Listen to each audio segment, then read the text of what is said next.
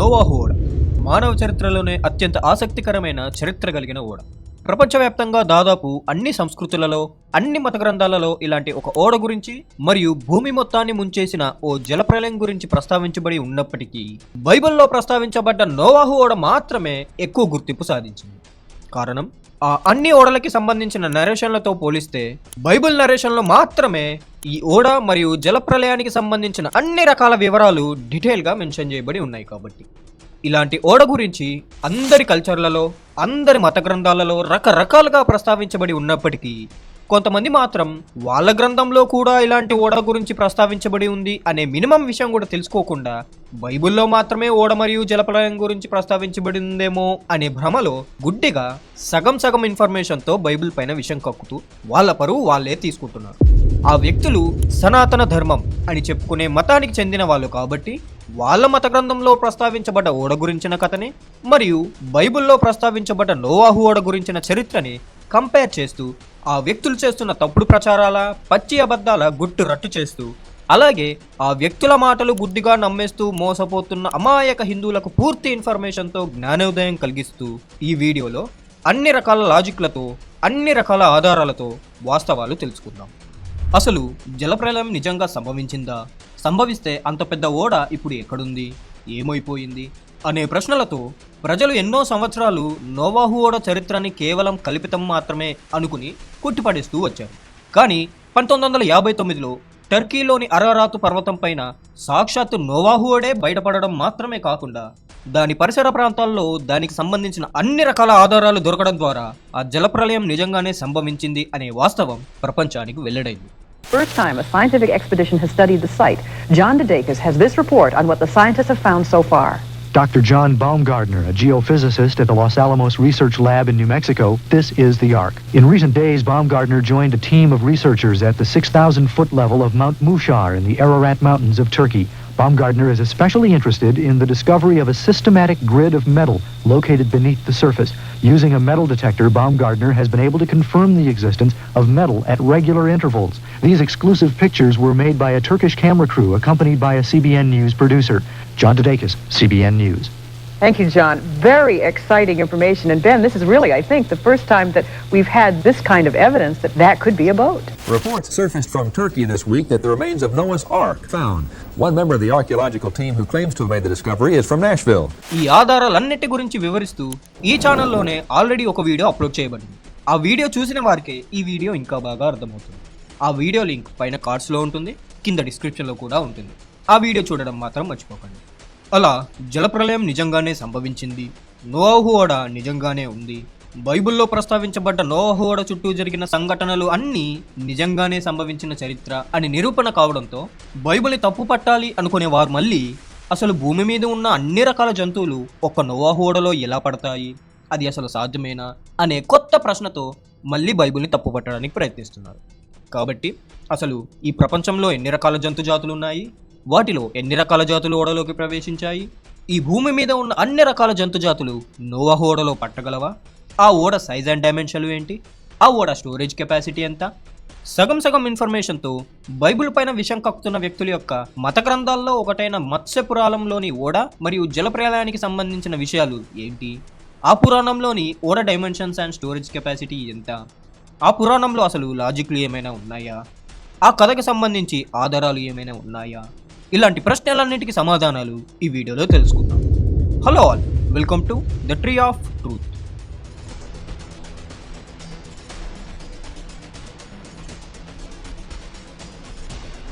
ఈ భూమి మీద ఉన్న అన్ని రకాల జంతు జాతులు నోవాహు ఓడలో పడతాయా అంటే ఆ ఓడ సైజ్ అండ్ డైమెన్షన్స్ తెలిసిన వాళ్ళు ఖచ్చితంగా పడతాయి అనే చెప్తారు. ఎందుకంటే ఆదికాండం 6వ అధ్యాయం 15వ వచనం ప్రకారం నోవాహు నిర్మించిన ఓడ యొక్క పొడవు 300 మూరలు, వెడల్పు 50 మూరలు, ఎత్తు 30 మూరలు. ఈ ఓడని 3 అంతస్తులుగా నిర్మించడం జరిగింది. ఈ వివరాలు నేను ఆల్రెడీ బయటపడ్డ నోవాహు ఓడ యొక్క మిస్టరీ అనే వీడియోలో డీటెయిల్గా వివరించాను. ఆ కాలం నాటి లెక్కల ప్రకారం ఒక మూర అంటే 20.62 ఇంచులు.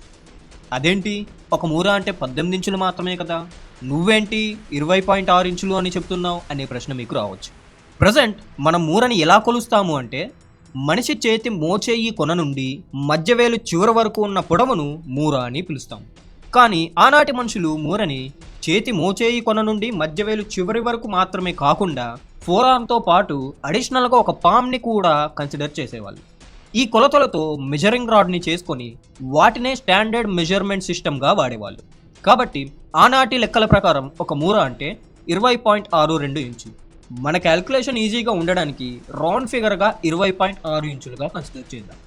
ఇప్పుడు ఈ మూరలని ఇంచుల్లో చెప్పాలంటే ఆ ఓడ యొక్క పొడవు 515 అడుగులు, వెడల్పు 86 అడుగులు, ఎత్తు 51 అడుగులు. కానీ 1959లో అరారాతు పర్వతం పైన బయటపడ్డ నోవాహు ఓడ దగ్గర ఫాసోల్ట్ మరియు అతని టీం గ్రౌండ్ పెనట్రేటింగ్ రాడార్ ద్వారా డిటెక్ట్ చేసిన ఇంటర్నల్ ఫార్మేషన్ కొలతలు 538 అడుగుల పొడవు. నేను ముందు వీడియోలో వివరించిన దాని ప్రకారం జలప్రలయం ముగిసిన తర్వాత ఈ అరారాతు పర్వతం పైన ఆగిన నోవాహు ఓడ ఆ కొండలో నుండి లావా బయటికి వస్తున్న క్రమంలో మంచు తుఫానుల కారణంగా కొండ మీద నుండి క్రమక్రమంగా కిందికి జారి ఒక రాయిని ఢీకుని ప్రస్తుతం ఆకారంగా కనబడే ప్రదేశంలో ఆగింది. కాబట్టి ఆ సమయంలోనే ఓడ డ్యామేజ్కి గురయ్యి స్ప్రెడ్ అవ్వడం కారణంగా రాడార్ డిటెక్షన్లో 538 అడుగుల పొడవుగా రిజల్ట్ చూపించుండొచ్చు. ఏ విధంగా చూసుకున్నా బైబిల్లో ప్రొవైడ్ చేయబడ్డ కొలతల కంటే ఎక్కువగానే ఉంది. కాబట్టి మనం ఈ వీడియోలో చేసే క్యాల్కులేషన్ కంటే ఎక్కువ కెపాసిటీనే ఉంటుంది. మనం మాత్రం క్యాల్కులేషన్ చేయడానికి బైబిల్లో ఉన్న కొలతలనే పరిగణలోకి తీసుకున్నాం.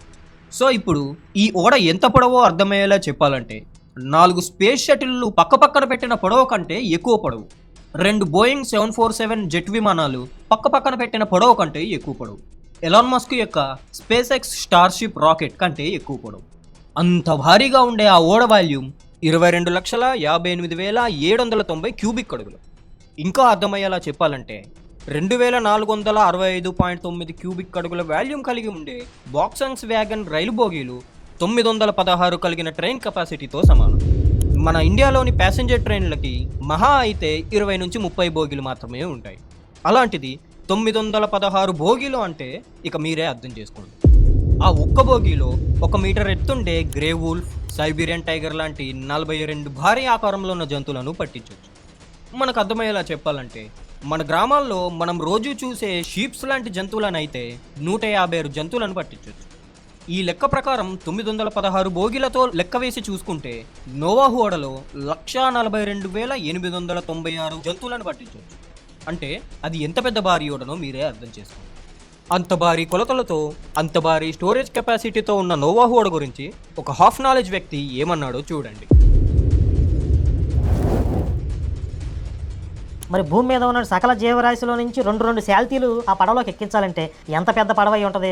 మళ్ళీ బైబిల్లో చెప్పిన లెక్కలైతేనే మాత్రం మూరల లెక్క చెప్పాడు. 30 మూరల పొడుగు, 30 మూరల పొడుగు, 30 మూరల పొడుగు, 60 మూరల వెడల్పు, ఇంచుమించుగా ఇలాగే ఉంటుంది. అందులో 2 ఏనుగులు ఎక్కిస్తే అయిపోద్ది, అందులో 2 ఏనుగులు ఎక్కిస్తే అయిపోద్ది, అందులో 2 ఏనుగులు ఎక్కిస్తే అయిపోద్ది. ఇంకొక విశేషం ఏంటంటే బైబిల్ ఎక్కడ కూడా ఏనుగులు ప్రస్తావన లేదు, ఏనుగులు ప్రస్తావన లేదు, ఏనుగులు ప్రస్తావన లేదు. అసలు ఏనుగు అనే పదమే బైబిల్లో లేదు.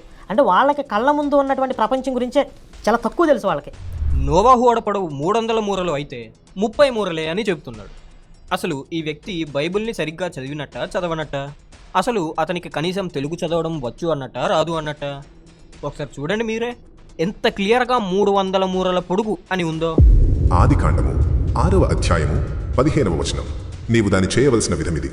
ఆ ఓడ 300 మూరల పొడుగును 50 మూరల వెడల్పును 30 మూరల ఎత్తును గలదై ఉండవలెను. పీకల దాకా తాగేసి 300కి 30కి తేడా తెలియనంత మత్తులోకి వెళ్ళిపోయి చదివాడేమో మరి బైబిల్ని. వాళ్ళ మత గ్రంథాలని కూడా అలాగే చదువుతాడేమో మరి. అయినా అతను 30 మూరలు అని ఎందుకు అనుంటాడబ్బా అని ఆలోచిస్తే నాకు ఒక కారణం తట్టింది. ఆ కారణం ఏంటో ఈ వీడియోలో కొంచెం ముందుకు వెళ్ళాక మీకే తెలుస్తుంది. ఇంకా ఏమన్నాడు అతను? అందులో 2 ఏనుగులు ఎక్కిస్తే అయిపోద్ది, అందులో 2 ఏనుగులు ఎక్కిస్తే అయిపోద్ది, అందులో 2 ఏనుగులు ఎక్కిస్తే అయిపోద్ది. అందులో 2 ఏనుగులు ఎక్కిస్తే అయిపోతుందా? కొంచెంసేపు ఆ హాఫ్ నాలెడ్జ్ వ్యక్తి చెప్పిన లెక్కల ప్రకారమే చూసుకున్నా 30 మూరలు అంటే 51 అడుగులు. ఇప్పటి వరకు చరిత్రలో భూమి మీద నమోదైన అతి భారీ ఏనుగు అడల్ట్ మేల్ ఆఫ్రికన్ సెవానా ఎలిఫెంట్. ఈ ఏనుగు యొక్క ఎత్తు 13 అడుగులు. ఇలాంటి అతి భారీ ఏనుగుల్ని 30 మూరల పొడవుండే పడవలో 2 కాదు 4 పడుకోబెట్టవచ్చు. ఒకవేళ పడుకోబెట్టకుండా నిలబెడితే మాత్రం 10 ఏనుగుల్ని నిల్చోబెట్టవచ్చు.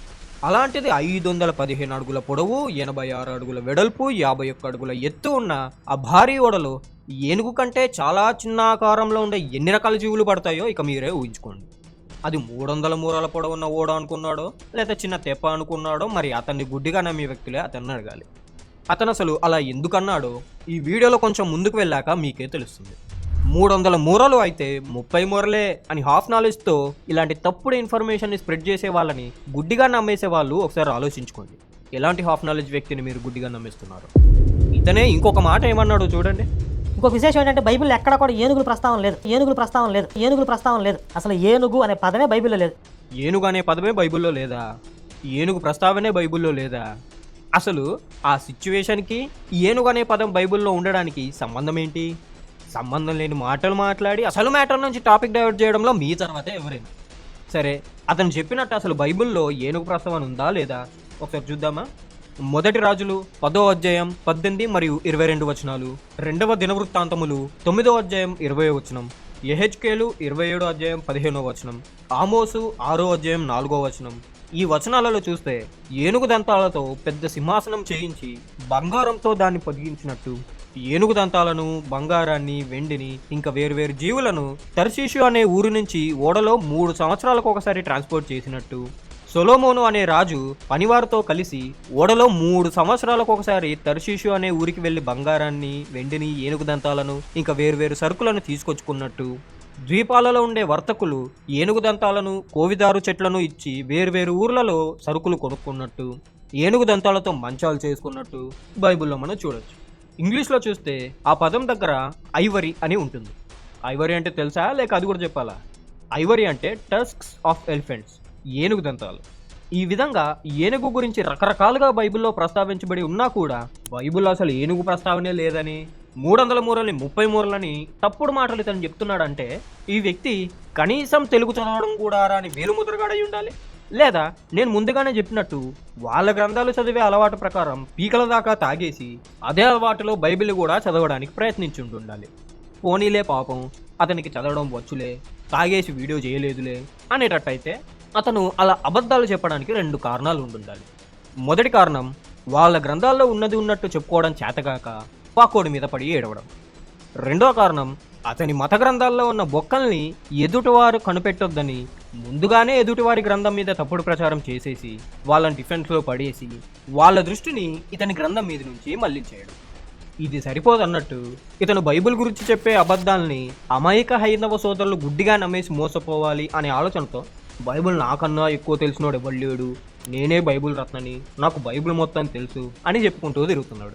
బైబిల్ ఏమీ తెలియదు అన్న దానికి సమాధానంగా బైబిల్ రత్నారా నేను కావాలంటే మీరు టెస్ట్ చేసుకోండి నన్ను బైబిల్ రత్నారా నేను, బైబిల్ నాకన్నా ఎక్కువ తెలిసిన వాడు ఉన్నాడు, నేను బైబిల్ రత్న బైబిల్ నాకన్నా ఎక్కువ తెలిసిన వాడు ఉన్నాడు. ఈ మాటలు విని అతనికి నిజంగానే బైబిల్ మొత్తం తెలుసేమో అనుకుని హైందవ సోదరులు గుడ్డిగా అతన్ని నమ్మేసి బైబిల్ పైన తప్పుడు ఒపీనియన్ పెట్టుకుంటున్నారు. ఇలాంటి ఏషాలు మన దగ్గర నడవవు కాబట్టి అసలు అతని మత గ్రంథంలో ఉన్న ఓడకథ ఏంటి, అందులో ఉన్న ఏ బొక్కల్ని ఎదుటివారు కనిపెట్టొద్దని ఇలా టాపిక్ డైవర్ట్ చేయడానికి ప్రయత్నిస్తున్నాడు అనే విషయం ముందుగా చూసేసి ఆ తర్వాత అసలు ఈ ప్రపంచంలో ఎన్ని రకాల జంతువులు ఉన్నాయి, వాటిలో ఎన్ని రకాల జాతులు ఓడలోకి ప్రవేశించాయి అనే అంశంలోకి వెళ్దాం. సనాతన ధర్మం అని చెప్పుకునే మతానికి చెందిన గ్రంథాలలో మత్స్య పురాణం అనే గ్రంథంలో ఈ జలప్రలయం మరియు ఓడకు సంబంధించిన కథని మనం చూడొచ్చు. ఇది విష్ణుమూర్తి యొక్క 10 అవతారాలలో మొదటి అవతారమైన మత్స్య అవతారం యొక్క కథ. ఒక స్టోరీ గురించి కానీ ఒక హిస్టారికల్ ఈవెంట్ గురించి కానీ పూర్తిగా తెలుసుకోవాలి అంటే మెయిన్గా 6 ప్రశ్నలకు సమాధానాలు తెలియాలి. ఆ ఇన్సిడెంట్ ఎప్పుడు జరిగింది, ఏం జరిగింది, ఎందుకు జరిగింది, ఎక్కడ జరిగింది, ఎవరికి జరిగింది, ఎలా జరిగింది అనే 6 విషయాలు తెలియాలి.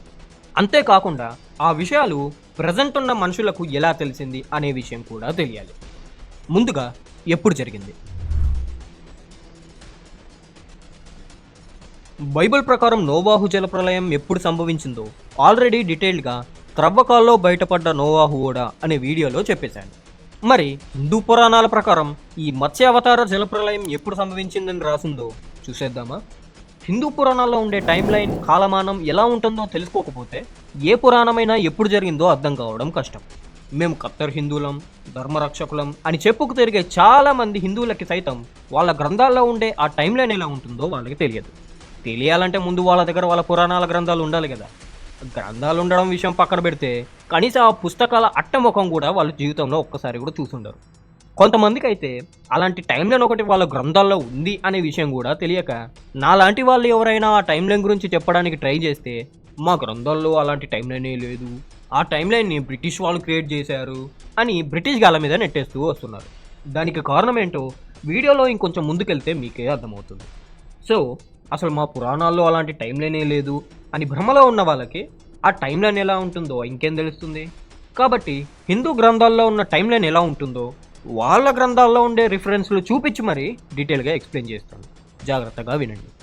మన మనుషుల టైం లైన్లో సెకండ్లు, నిమిషాలు, గంటలు, రోజులు, వారాలు, నెలలు, సంవత్సరాలు ఎలా ఉంటాయో అలాగే బ్రహ్మ టైం లైన్లో కూడా యుగాలు, మహాయుగాలు, మన్వంతరాలు, కల్పాలు, రోజులు, సంవత్సరాలు, పరార్థాలు అని ఉంటాయి. మన మనుషుల టైం లైన్లో 60 సెకండ్లు కలిస్తే ఒక నిమిషం, 60 నిమిషాలు కలిస్తే ఒక గంట, 24 గంటలు కలిస్తే ఒక రోజు, 7 రోజులు కలిస్తే ఒక వారం, 4 వారాలు కలిస్తే ఒక నెల, లేదా 30 రోజులు కలిస్తే ఒక నెల, 12 నెలలు కలిస్తే ఒక సంవత్సరం, 100 సంవత్సరాలు కలిస్తే ఒక సగటు మనిషి ఆయుష్. అలాగే బ్రహ్మ టైం లైన్లో 4 యుగాలు ఉంటాయి. కృతయుగం లేదా సత్యయుగం, త్రేతాయుగం, ద్వాపరయుగం, కలియుగం. ఈ 4 యుగాలలో ఒక్కొక్క యుగానికి డిఫరెంట్ టైం స్పాన్ ఉంటుంది. కలియుగం టైం స్పాన్ 4,32,000 సంవత్సరాలు. కలియుగానికి రెండింతలు ద్వాపరయుగం. ద్వాపరయుగం టైం స్పాన్ 8,64,000 సంవత్సరాలు. కలియుగానికి మూడింతలు త్రేతాయుగం. త్రేతాయుగం టైం స్పాన్ 12,96,000 సంవత్సరాలు. కలియుగానికి నాలుగింతలు కృతయుగం. కృతయుగం టైం స్పాన్ 17,28,000 సంవత్సరాలు. ఈ టైం స్పాన్ సంవత్సరాలు గుర్తుపెట్టుకోవాలి అంటే చివరి యుగం టైం స్పాన్ డబుల్ చేస్తే మూడో యుగం టైం స్పాన్, ట్రిపుల్ చేస్తే రెండో యుగం టైం స్పాన్, 2 సార్లు డబుల్ చేస్తే మొదటి యుగం టైం స్పాన్. డబుల్ గామ్లెట్ అన్నట్టు కనపడుతుంది నాకు. డబుల్ కమేటా. బాబు పక్కెళ్ళాడుకోమ్మా, మాట్లాడే పని ఉంది. ఈ లెక్కలు కొన్ని గ్రంథాల్లో మానవ సంవత్సరాల లెక్కలో కాకుండా దైవ సంవత్సరాల లెక్కలో ఉంటుంది. కృతయుగం టైం స్పాన్ 4,800 దైవ సంవత్సరాలు, త్రేతాయుగం 3,600 దైవ సంవత్సరాలు, ద్వాపరయుగం 2,400 దైవ సంవత్సరాలు, కలియుగం 1,200 దైవ సంవత్సరాలు. మొత్తం కలిపితే 12,000 దైవ సంవత్సరాలు. ఒక్కొక్క దైవ సంవత్సరం అంటే 360 మానవ సంవత్సరాలు. ఈ దైవ సంవత్సరాల లెక్క ప్రకారం చూసుకున్నా, మానవ సంవత్సరాల లెక్క ప్రకారం చూసుకున్నా ఈ 4 యుగాలు కలిపితే ఒక మహాయుగం. దైవ సంవత్సరాల లెక్క ప్రకారం క్యాల్కులేట్ చేసిన, మానవ సంవత్సరాల లెక్క ప్రకారం క్యాల్కులేట్ చేసిన ఈ మహాయుగం అంటే మొత్తం 43,20,000 మానవ సంవత్సరాలు. ఇలాంటి మహాయుగాలు 71 ఉంటాయి. ఈ 71 మహాయుగాలకు చొప్పున ఒక్కొక్క మనవు రాజుగా ఉండి పరిపాలిస్తాడు. ఈ కాలాన్నే మన్వంతరం అంటారు. ఇలాంటి మన్వంతరాలు 14 ఉంటాయి. ఒక్కొక్క మన్వంతరానికి ఒక్కొక్క మనువు రాజుగా ఉంటాడు కాబట్టి ఆ ఒక్కొక్క మనువు పేరు ఒక్కొక్క మన్వంతరానికి పెట్టబడింది. అంటే మొత్తం 14 మంది మనువులు ఉంటారు, 14 మన్వంతరాలు ఉంటాయి. ఈ ఒక్కొక్క మన్వంతరంలో ఉండే 71 మహాయుగాలకి చొప్పున ఒక్కొక్క మనువు మారుతూ రాజుగా పరిపాలిస్తూ ఉంటారు. అంటే ఒక్కొక్క మనువు యొక్క పరిపాలన కాలం 30,67,20,000 సంవత్సరాలు. ఒక మనువు పరిపాలన కాలం ముగిసిన తర్వాత నెక్స్ట్ మనువు పరిపాలన కాలం స్టార్ట్ చేయడానికి మధ్యలో 17,28,000 సంవత్సరాల ప్రళయకాలం ఉంటుంది. ఈ కాలాన్నే మన్వంతర సంధ్యాకాలం అంటారు. ఈ కాలంలోనే ప్రళయం వచ్చేసి ఈ భూమి మీద ఉన్న మనుషులు, జంతువులు నాశనం అయిపోతారంట.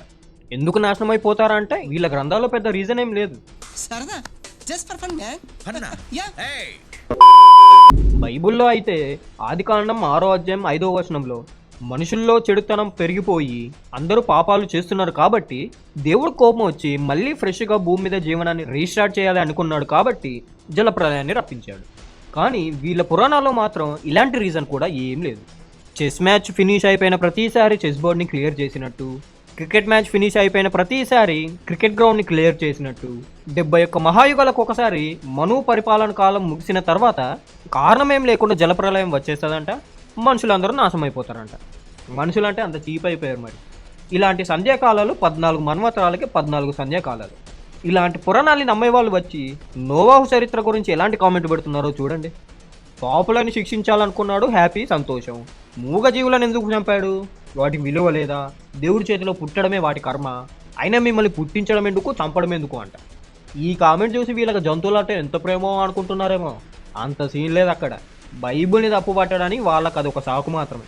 వాళ్ళ పురాణాల్లో ఇలాంటి రీజన్ ఏం లేకుండా మన్వంతరానికి ఒకసారి మనుషులను, జంతువులను నాశనం చేసినట్టు రాసున్నా కూడా అలాంటి మ్యాటర్ వాళ్ళ గ్రంథాల్లో ఉంది అనే విషయం కూడా తెలియకుండా బైబుల్లో మాత్రమే ఉందేమో అనుకొని ఇలాంటి కామెంట్లు చేసి అడ్డంగా దొరికేస్తున్నారు.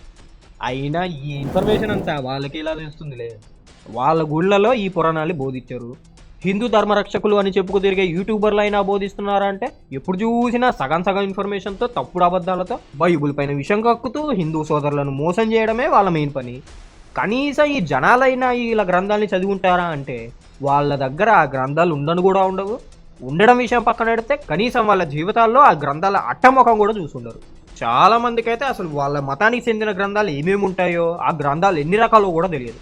అలాంటి వాళ్ళు వచ్చి బైబిల్ పైన ఇలాంటి బుర్రతకు కామెంట్లు పెడతా ఉంటే నాకు నవ్వలేక చచ్చిపోవాలనిపిస్తుంటుంది.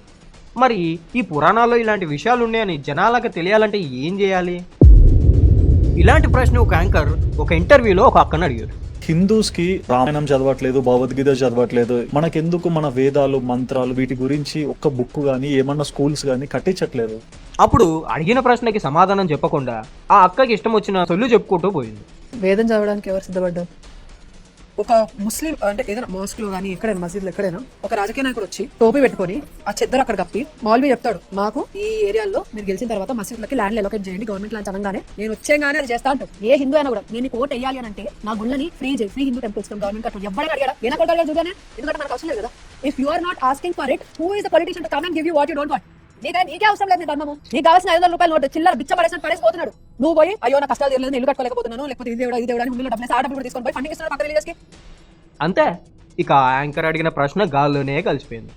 కనీసం చర్చిలలో వాళ్ళు వాళ్ళ బైబిల్ గురించి బోధించినట్టు, మసీదులలో వాళ్ళు వాళ్ళ ఖురాన్ గురించి బోధించినట్టు, గుడులలో కూడా మన గ్రంథాల గురించి బోధించేలా సిస్టమ్ అమలు చేస్తే ప్రజలకు పురాణాలు తెలుస్తాయి అనే సమాధానం చెప్తాదేమో అనుకున్నా.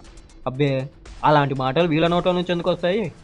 ఒకవేళ గుళ్ళలో కానీ వాళ్ళ గ్రంథాల్లో ఉన్నట్టు బోధిస్తే ఆ గ్రంథాల్లో ఉన్న బొక్కల బండారం జనాలకి తెలిసిపోతుంది అని వాళ్ళకి భయం. కాబట్టే వాళ్ళు బోధించరు. చాగంటి కోటేశ్వరరావు లాంటి వాళ్ళు కూడా బోధించేటప్పుడు గ్రంథాల్లో ఉన్న కథని మార్చి కొన్ని విషయాలనైతే దాచిపెట్టేసి సగం ఇన్ఫర్మేషనే చెప్పేస్తున్నారు. మరి కొద్దిసేపట్లో ఆయన మాటలు వినిపించి మరీ ఎక్స్ప్లెయిన్ చేస్తా, అప్పుడు మీకే అర్థమైపోతుంది. ఇక మళ్ళీ టాపిక్లోకి వస్తే, ఈ పురాణాల టైం లైన్ ప్రకారం 14 మన్వంతరాలలో 14 సార్లు ఉండే ఈ సంధ్యాకాలాన్నే మనవంత సంధ్యాకాలం అంటారని చెప్పాను కదా. ఆ సమయంలో కేవలం దేవుడి ద్వారా ఎన్నుకోబడ్డ ఒక మనిషి ప్రజలంతా పాటించాల్సిన వేదధర్మ శాస్త్రాలన్నింటినీ మైండ్లో గుర్తుపెట్టుకొని జ్ఞాపకం ఉంచుకొని ఉన్న కొంతమంది ఋషులు మరియు జంతువులు మాత్రమే ఆ ప్రళయం నుంచి రక్షించబడతారంట.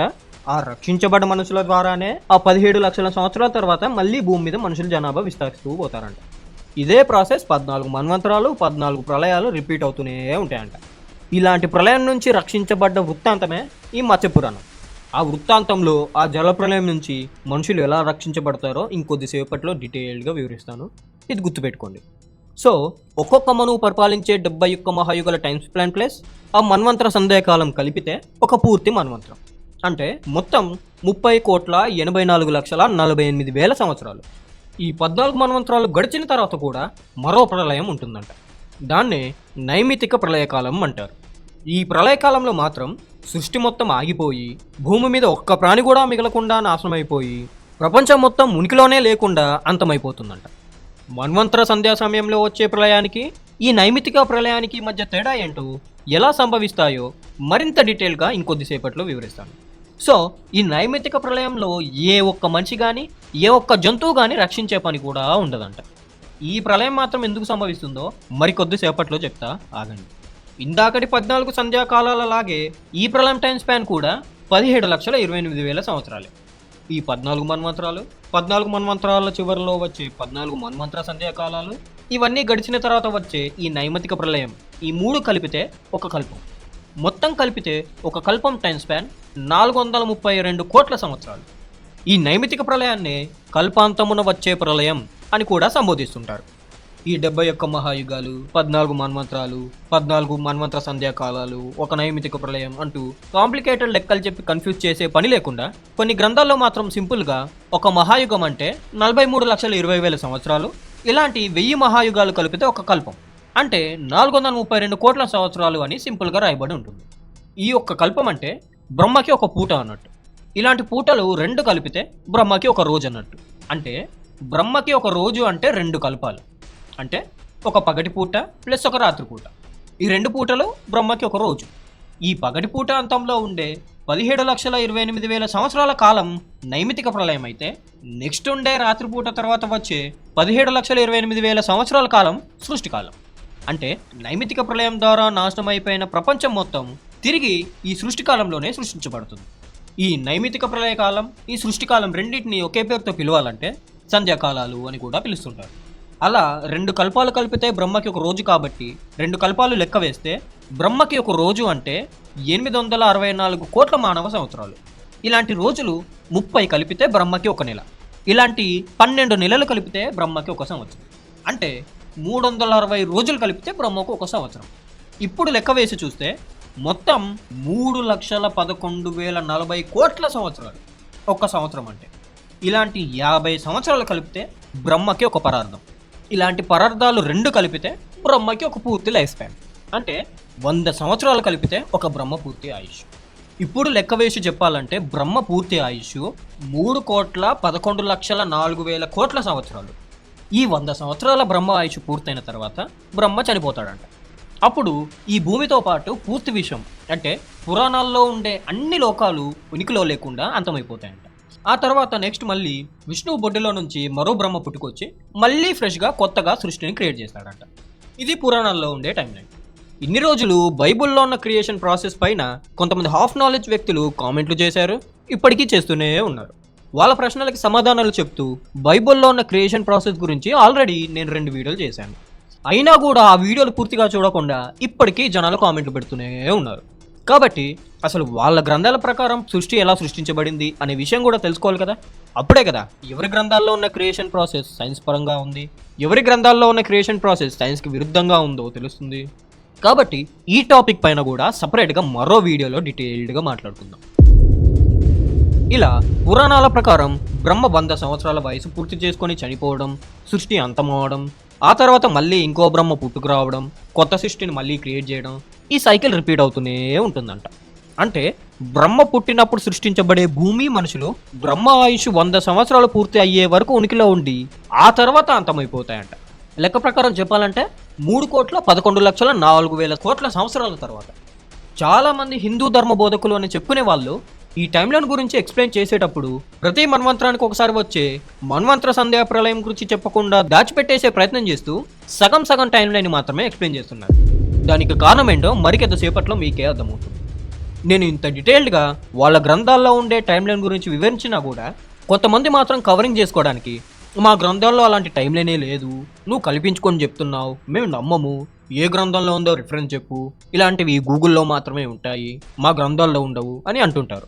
ఒకవేళ రిఫరెన్స్ చెప్పేశామే అనుకోండి, మా గ్రంథాల్లో ఎగ్జాక్ట్గా ఎన్ని సంవత్సరాల్లో చెప్పలేదు, జస్ట్ ఒక టైం పీరియడ్లో జరిగిన ఈవెంట్ని మాత్రమే యుగమని కన్సిడర్ చేశారు అని మాట మారుతుంటారు. ఒకవేళ వాళ్ళ గ్రంథాల్లో ఉండే పేపర్లని ఫోటో తీసి మరీ పంపుతాం అన్నామే అనుకోండి, పాస్టర్లే ఆ ఫోటోలను ఎడిట్ చేసి సర్క్యులేట్ చేస్తున్నారు కానీ మా గ్రంథాల్లో అలాంటి టైంలైనే లేదు అని బుకాయిస్తూ ఉంటారు. ఆ టైంలైన్ గురించి చెప్తే వాళ్ళు అంతలా భయపడడానికి కారణం ఏంటంటే ఆ ఒక్క టైంలైన్ క్యాల్కులేషన్ పురాణాల్లో ఉండే రామాయణం, మహాభారతం లాంటి అన్ని కథలు కల్పితాలే అని గుట్టు రట్టు చేస్తుంది కాబట్టి. అది ఎలాగో ముందు మీకే అర్థమవుతుంది, వెయిట్ చేయండి. ఇప్పుడైతే నేను చెప్పిన క్యాల్కులేషన్ వాళ్ళ గ్రంథాల్లో ఎక్కడుందో చూసేద్దామా?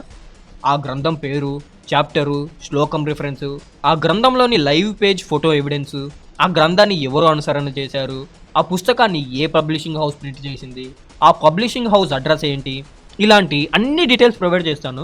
అప్పటికీ ఆ క్యాల్కులేషన్ మా గ్రంథాల్లో ఉండవు అని గుడ్డిగా వాదించే వాళ్ళు ఎవరైనా ఉంటే నేను చెప్పిన బుక్ డీటెయిల్స్ పట్టుకొని వెళ్ళి అనుసరణ చేసిన వ్యక్తిని, ప్రింట్ చేసిన పబ్లిషింగ్ హౌస్ ఓనర్ని తగలబెట్టుకోండి. ఇక ఆ గ్రంథాల్లో ఉన్నది కూడా తప్పు, ఇక మొత్తం మాకే తెలుసు అనే ఫీలింగ్లో మీరు ఉండుంటారు కాబట్టి మీరే ఫ్రెష్గా మళ్ళీ ఒక బుక్ రాసి ఆ బుక్ని ప్రింటింగ్ చేసుకొని ఎక్కడైనా పెట్టుకోండి. అది చేత కాకపోతే నాకు మొత్తం తెలుసు అనే ఫీలింగ్లో ఉండి ఇగో ఈ కామెంట్ పెట్టిన వ్యక్తి ఉన్నాడు కదా, పేరు కనబడుతుంది కదా, వెళ్ళి వాడిని అడుక్కోండి. ఇప్పుడు ఆ రిఫరెన్స్లను చూసేద్దామా? ఫస్ట్ యుగాల విషయానికి వస్తే భాగవతుల సుబ్రహ్మణ్యం అనే వ్యక్తి ద్వారా ట్రాన్స్లేట్ చేయబడి విజయవాడలోని నవరత్న బుక్ హౌస్ అనే పబ్లిషింగ్ హౌస్ ద్వారా పబ్లిష్ చేయబడ్డ విష్ణు పురాణం అనే గ్రంథంలో పేజ్ నెంబర్ 31 బాటమ్ పారాగ్రాఫ్లో చూస్తే మనుషుల టైంలైన్ ప్రకారం ఒక్కొక్క యుగం ఎన్ని లక్షల సంవత్సరాలు కనబడుతుంది. ఇక్కడ ప్రింటింగ్ మిస్టేక్ ఏంటంటే కలియుగానికి డబుల్ అయిన ద్వాపరయుగం టైం స్పాన్ 8,64,000 సంవత్సరాలు అయితే ఇక్కడ 8,24,000 అని ప్రింట్ చేసింది. ప్రింట్ చేసే వాళ్ళు కనీసం చూసుకోవాలి కదా, చూసుకోలేదు. ఇక ఆవంచ సత్యనారాయణ అనే వ్యక్తి ద్వారా ట్రాన్స్లేట్ చేయబడి విజయవాడలోని విక్టరీ పబ్లిషర్స్ అనే పబ్లిషింగ్ హౌస్ ద్వారా ప్రింటింగ్ చేయబడ్డ మనుస్మృతి అనే గ్రంథంలో పేజ్ నెంబర్ 80 మొదటి 2 పారాగ్రాఫ్లలో చూస్తే దేవతల టైం లైన్ ప్రకారం ఒక్కో యుగం ఎన్ని వేల దివ్య సంవత్సరాల్లో కనబడుతుంది. ఇక్కడ ప్రింటింగ్ మిస్టేక్ ఏంటంటే కలియుగం 1200 దివ్య సంవత్సరాలు అయితే ఇక్కడ మాత్రం 3200 ఉంది.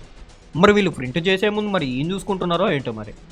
ఇదే ఆపంచ సత్యనారాయణ అనే వ్యక్తి ద్వారా ట్రాన్స్లేట్ చేయబడి అదే విజయవాడలోని విక్టరీ పబ్లిషర్స్ ద్వారా పబ్లిష్ చేయబడ్డ విష్ణు పురాణం గ్రంథంలో పేజ్ నెంబర్ 57లో చూస్తే మాత్రం మనుషుల టైం లైన్ ప్రకారం కానీ దేవతల టైం లైన్ ప్రకారం కానీ ఒక్కొక్క యుగం ఎన్ని సంవత్సరాలు లెక్క మెన్షన్ చేయకుండా దాచిపెట్టేసి ఒక మహాయుగం అంటే ఎన్ని దివ్య సంవత్సరాలు అనే విషయం మాత్రమే మెన్షన్ చేశారు.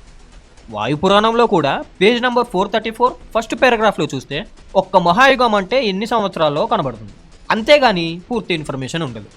ఇలా సగం సగం ఇన్ఫర్మేషన్ని దాచిపెట్టడానికి కారణం ఏంటో మరికొద్దిసేపట్లో చెప్తాను, ఆగండి.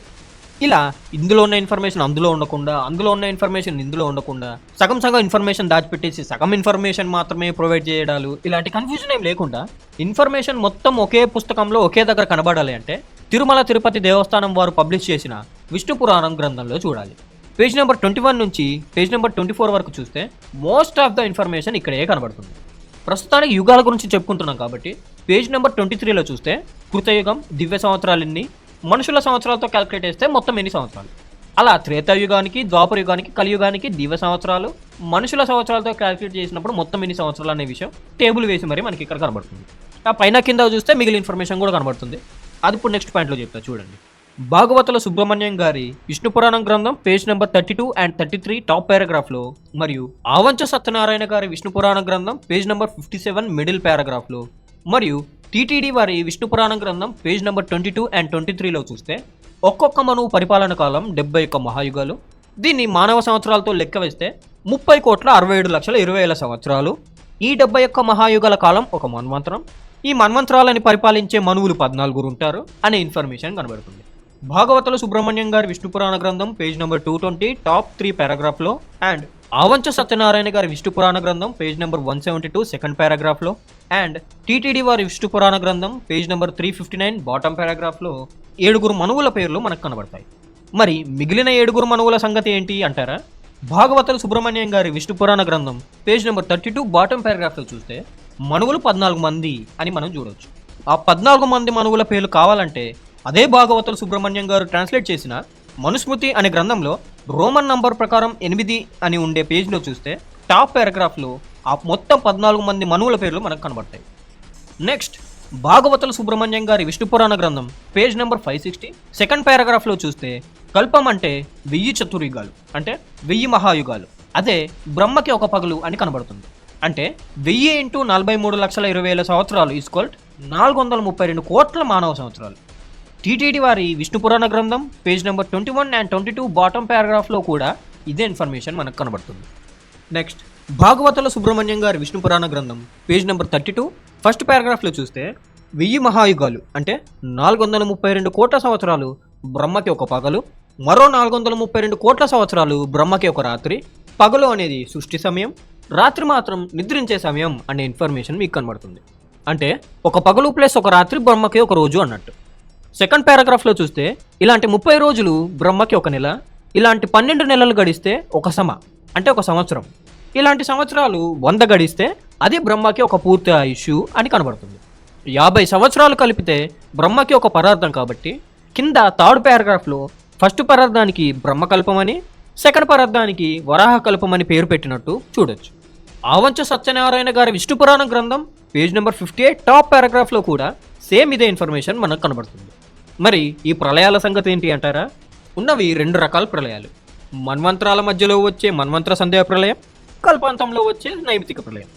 ఈ రెండింటిలో మన్వంతర సంధ్యా సమయంలో వచ్చే ప్రళయం ఎలా సంభవిస్తుంది అనే ఇన్ఫర్మేషన్ గురించి ప్రస్తుతం ట్రాన్స్లేట్ చేయబడే ఏ గ్రంథంలో కూడా ప్రింట్ చేయకుండా దాచిపెట్టేసి జాగ్రత్త పడుతున్నారు. కానీ చాగంటి కోటేశ్వరరావు గారు మాత్రం మత్స్య పురాణం గురించి వివరించే సిచ్యుయేషన్లో మన్వంతర సంధ్యా ప్రళయం సంభవించే ప్రాసెస్ గురించి నోరు జారి బయటపెట్టేశారు. దాని గురించి మరి కొద్దిసేపట్లో ఆయన మాటల్లోనే విందాం.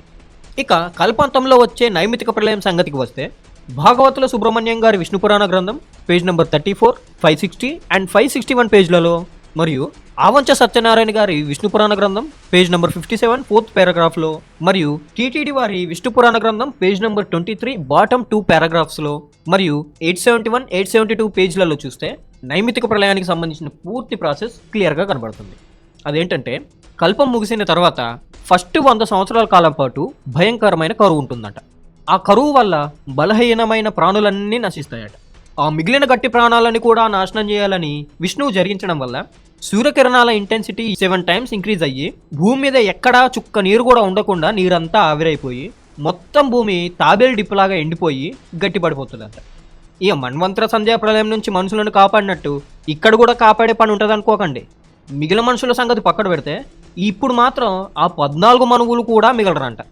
అక్కడితో కూడా ఆగకుండా విష్ణువు భూమి మీదకి వచ్చి మొత్తం తగలబెట్టేస్తాడంట. 3 లోకాల్లో ఉండే వాళ్ళంతా వేడికి మాడిపోతారంట. అక్కడితో కూడా ఆపకుండా విష్ణు నోటితో ఉఫ్ అని గాలి ఊది ఉరుములు మెరుపులతో కూడిన పెద్ద కలర్ మేఘాలను సృష్టించి భయంకరమైన అగ్ని వర్షాన్ని కురిపిస్తాడంట. ఆ తర్వాత ఫైనల్గా వర్షం పడి అగ్ని ఆడిపోయి లోకాలన్నీ నీళ్లతో నిండిపోయి మొత్తం అంధకారం అయ్యి భౌతిక ప్రపంచమంతా నాశనం అయిపోయేటట్టు 100 సంవత్సరాలు వర్షం అలానే పడతా ఉంటుందంట. ఇది నైమితిక ప్రళయం ప్రాసెస్. ఈ ప్రాసెస్కి వీళ్ళు పెట్టుకునే టైటిల్ ఏంటో తెలుసా? పరమాత్మ లీల. ఇది లీల అంట. పొగడతలు చూడు. దీన్ని పోవడాలో దీన్ని తిట్టుకోవాలో కూడా తెలియట్లేదు వీళ్ళకి. కనీసం ఇంత రచ్చ ఎందుకు చేశాడు ప్రాపర్ రీజన్ అయినా ఉందా అంటే అది కూడా ఉండదు. ఇలాంటి పురాణాలను వెనకేసుకొచ్చే వాళ్ళు ఇగో ఇలాంటి కామెంట్లు పెడుతూ ఉంటారు. పిచ్చికి కూడా హద్దు ఉండాలి భయ్యా. ఇదండి సనాతన ధర్మం అని చెప్పుకునే మతానికి చెందిన గ్రంథాల్లో ఉండే సృష్టి పుట్టుక మరియు అంతం, ఈ రెండింటి మధ్యలో ఉండే time line and calculation explanation. ఇది అర్థం కాని వారు వీడియోలో వెనక్కి వెళ్ళి మళ్ళీ చూడండి. ఇక మీ గ్రంథాల్లో ఉండే ఈ లెక్కలు మీకే అర్థం అవ్వట్లేదు అంటే మాత్రం ఇక నేను ఏం చేయలేను. సనాతన ధర్మం అని చెప్పుకునే మతంలో మాత్రమే ఉండే ఈ టైం లైన్లో 2026కి చెందిన మనం ఎన్నో సంవత్సరాలలో ఉన్నాం, మత్స్యపురాణం స్టోరీ ఎప్పుడు జరిగింది అనే 2 విషయాలు తెలిస్తే ఇప్పటికి జలప్రలయం ఎన్ని సంవత్సరాల ముందు జరిగిందో తెలిసిపోతుంది. రేజేటి వెంకట వేణుగోపాలాచార్యులు అనే వ్యక్తి ద్వారా పరిష్కరణ చేయబడి తిరుమల తిరుపతి దేవస్థానం వారి ద్వారా పబ్లిష్ చేయబడిన భగవత్ కళ్యాణ మహోత్సవం అనే పుస్తకంలో నిత్యోపాసన అనే సెక్షన్లో అంటే పేజ్ నెంబర్ 249లో ఈ శ్లోకం మన ప్రశ్నకి జవాబు చెబుతుంది. హిందూ సాంప్రదాయం ప్రకారం హోమం, వ్రతం, ఉత్సవం లాంటివి చేసేటప్పుడు ప్రతిసారి ఈ శ్లోకాన్ని అంటే సంకల్పాన్ని ప్రకటిస్తారు. ప్రతి హోమంలో ఈ సంకల్పం అనేది చాలా కామన్. సంకల్పము. మీరు ఎవరు, మీ ఇంటి పేరేమిటి, మీ గోత్రం ఏమిటి, మీ భర్త పేరేమిటి, మీరు ఏ సంవత్సరంలో ఏ రోజున ఏ తిథి రోజున ఏ వారం రోజున పూజ చేసుకుంటున్నారనేటటువంటిది మనము భగవంతుడితో చెప్పుకుంటాం. అయ్యా నేను ఫలానా ప్రదేశంలో ఉండేటటువంటి వాడిని, నేను ఇక్కడి నుంచే పూజ చేసుకుంటానని సంకల్పం చెప్పుకోవాలి. ద్వితీయ పరార్థే శ్వేతవరాహ కల్పే, మనం ఉన్నటువంటి కల్పం పేరు శ్వేతవరాహ కల్పము. వైవస్వత మన్వంతరే, వైవస్వత మనువు యొక్క పరిపాలనలో మనం ఉన్నాం. ఇప్పుడు ఈ మన్వంతరం పేరు వైవస్వత మన్వంతరం. కలియుగే, మనకి 4 యుగాలు ఉన్నాయి. ఈ 4 యుగాల్లోనూ కూడా 3 యుగాలు గతించిన తర్వాత కలియుగంలో మొదటి పాదంలో ఉన్నాం. కలియుగే ప్రథమ పాదంలోనే ఉన్నాం. జంబూ ద్వీపే, నేరేడు పండును పోలి ఉంటుంది కాబట్టి మన యొక్క ద్వీపానికి జంబూ ద్వీపము అని పేరు. భరత వర్షే, మనం ఉన్నటువంటి వార్షికము పేరు భరత వర్షము. మన ఖండం పేరు భరత ఖండము. భరతవర్షే భరతఖండే మేరోహ దక్షిణ దిగ్భాగే, మేరు పర్వతానికి మన ప్రాంతం దక్షిణ దిగ్భాగంలో ఉంది కాబట్టి మేరోహ దక్షిణ దిగ్భాగే అంటూ నేను చెప్పిన పురాణాల టైం లైన్లో ప్రజెంట్ మనం ఎక్కడున్నాం అని చెబుతుంటారు. బ్రహ్మ జీవితంలో ఎన్నో పరార్థం, ఎన్నో కల్పం, ఎన్నో మన్వంతరం, ఎన్నో మహాయుగం, ఎన్నో యుగం, ఎన్నో పదం, ఇక ఏ planet, country, continent, direction, state, calendar, ఎన్నో సంవత్సరం, ఏ సీజన్, ఏ నెల, ఏ రోజు, ఎన్నో వారం, ఇలా అన్ని డీటెయిల్స్ చెప్తారు. కానీ ఇక్కడ ప్రాబ్లం ఏంటంటే అదంతా సాంస్క్రిట్లో మాత్రమే చెప్తారు కాబట్టి జనాలకు అర్థం కాక ఇంకో ఇలాంటి కామెంట్లు పెట్టి మా పురాణాల్లో ఇలాంటి టైం లేదు అని వాదిస్తూ హాఫ్ నాలెడ్జ్ వ్యక్తులని నిరూపించుకుంటుంటారు. కాబట్టి నెక్స్ట్ టైం మీ కళ్ళ ముందు ఏ పూజారైనా సంస్కృతం లేదన్నా చదివితే కనీసం అడిగి దాని తెలుగు ట్రాన్స్లేషన్ తెలుసుకోండి. ఇలా సగం ఇన్ఫర్మేషన్తో ఇక్కడ కామెంట్లు పెట్టి పరువు తీసుకోకండి. సో ఈ సంకల్పం ప్రకారం ప్రజెంట్ ఉన్న బ్రహ్మ యొక్క ద్వితీయ పరార్థంలో అంటే బ్రహ్మ యొక్క 100 సంవత్సరాల ఆయుష్లో 50 సంవత్సరాలు గడిచి 51వ సంవత్సరంలో అడుగు పెడుతున్న సందర్భంలో ఆ 51వ సంవత్సరంలో శ్వేతవరాహ కల్పం అనే మొదటి రోజులో ఆ మొదటి రోజులోని 14 మన్వంతరాలలో 7వ మన్వంతరమైన వైవస్వత మన్వంతరంలో ఆ వైవస్వత మన్వంతరంలోని 71 మహాయుగాలలో 28వ మహాయుగంలో ఆ 28వ మహాయుగంలోని 4 యుగాలలో చివరి 4వ యుగమైన కలియుగంలో జంబూద్వీపం అనే ప్లానెట్ మీద భరతవర్షం అనే భాగంలో భరతఖండం అనే ఖండంలో ఆంధ్రప్రదేశ్ అనే రాష్ట్రంలో మనం ఉన్నామని చెబుతుంది. మరి కలియుగంలోని 4,32,000 సంవత్సరాలలో ఎన్నో సంవత్సరంలో మనం ఉన్నామో తెలియాలంటే అసలు కలియుగం ఎప్పుడు మొదలైందో తెలియాలి. పురాణాల ప్రకారం మరియు గుజరాత్లోని సోమనాథ్ దగ్గర ఉన్న భల్క తీర్థం అనే తీర్థం దగ్గర కనబడే ఈ శిలాఫలకం ప్రకారం కలియుగం అనేది 3102 BC సంవత్సరంలో ఫిబ్రవరి నెల 18వ తారీఖులో అర్ధరాత్రి 2కి మొదలైంది అని కనబడుతుంది. అప్పుడే ఎందుకంటే ఆ ప్రదేశంలోనే ఆ టైంకే కృష్ణుడి కాలి బొటనవేలుకి జర అనే వేటగాడు వేసిన బాణం గుచ్చుకుని చనిపోయాడు అని చెప్పుకుంటారు.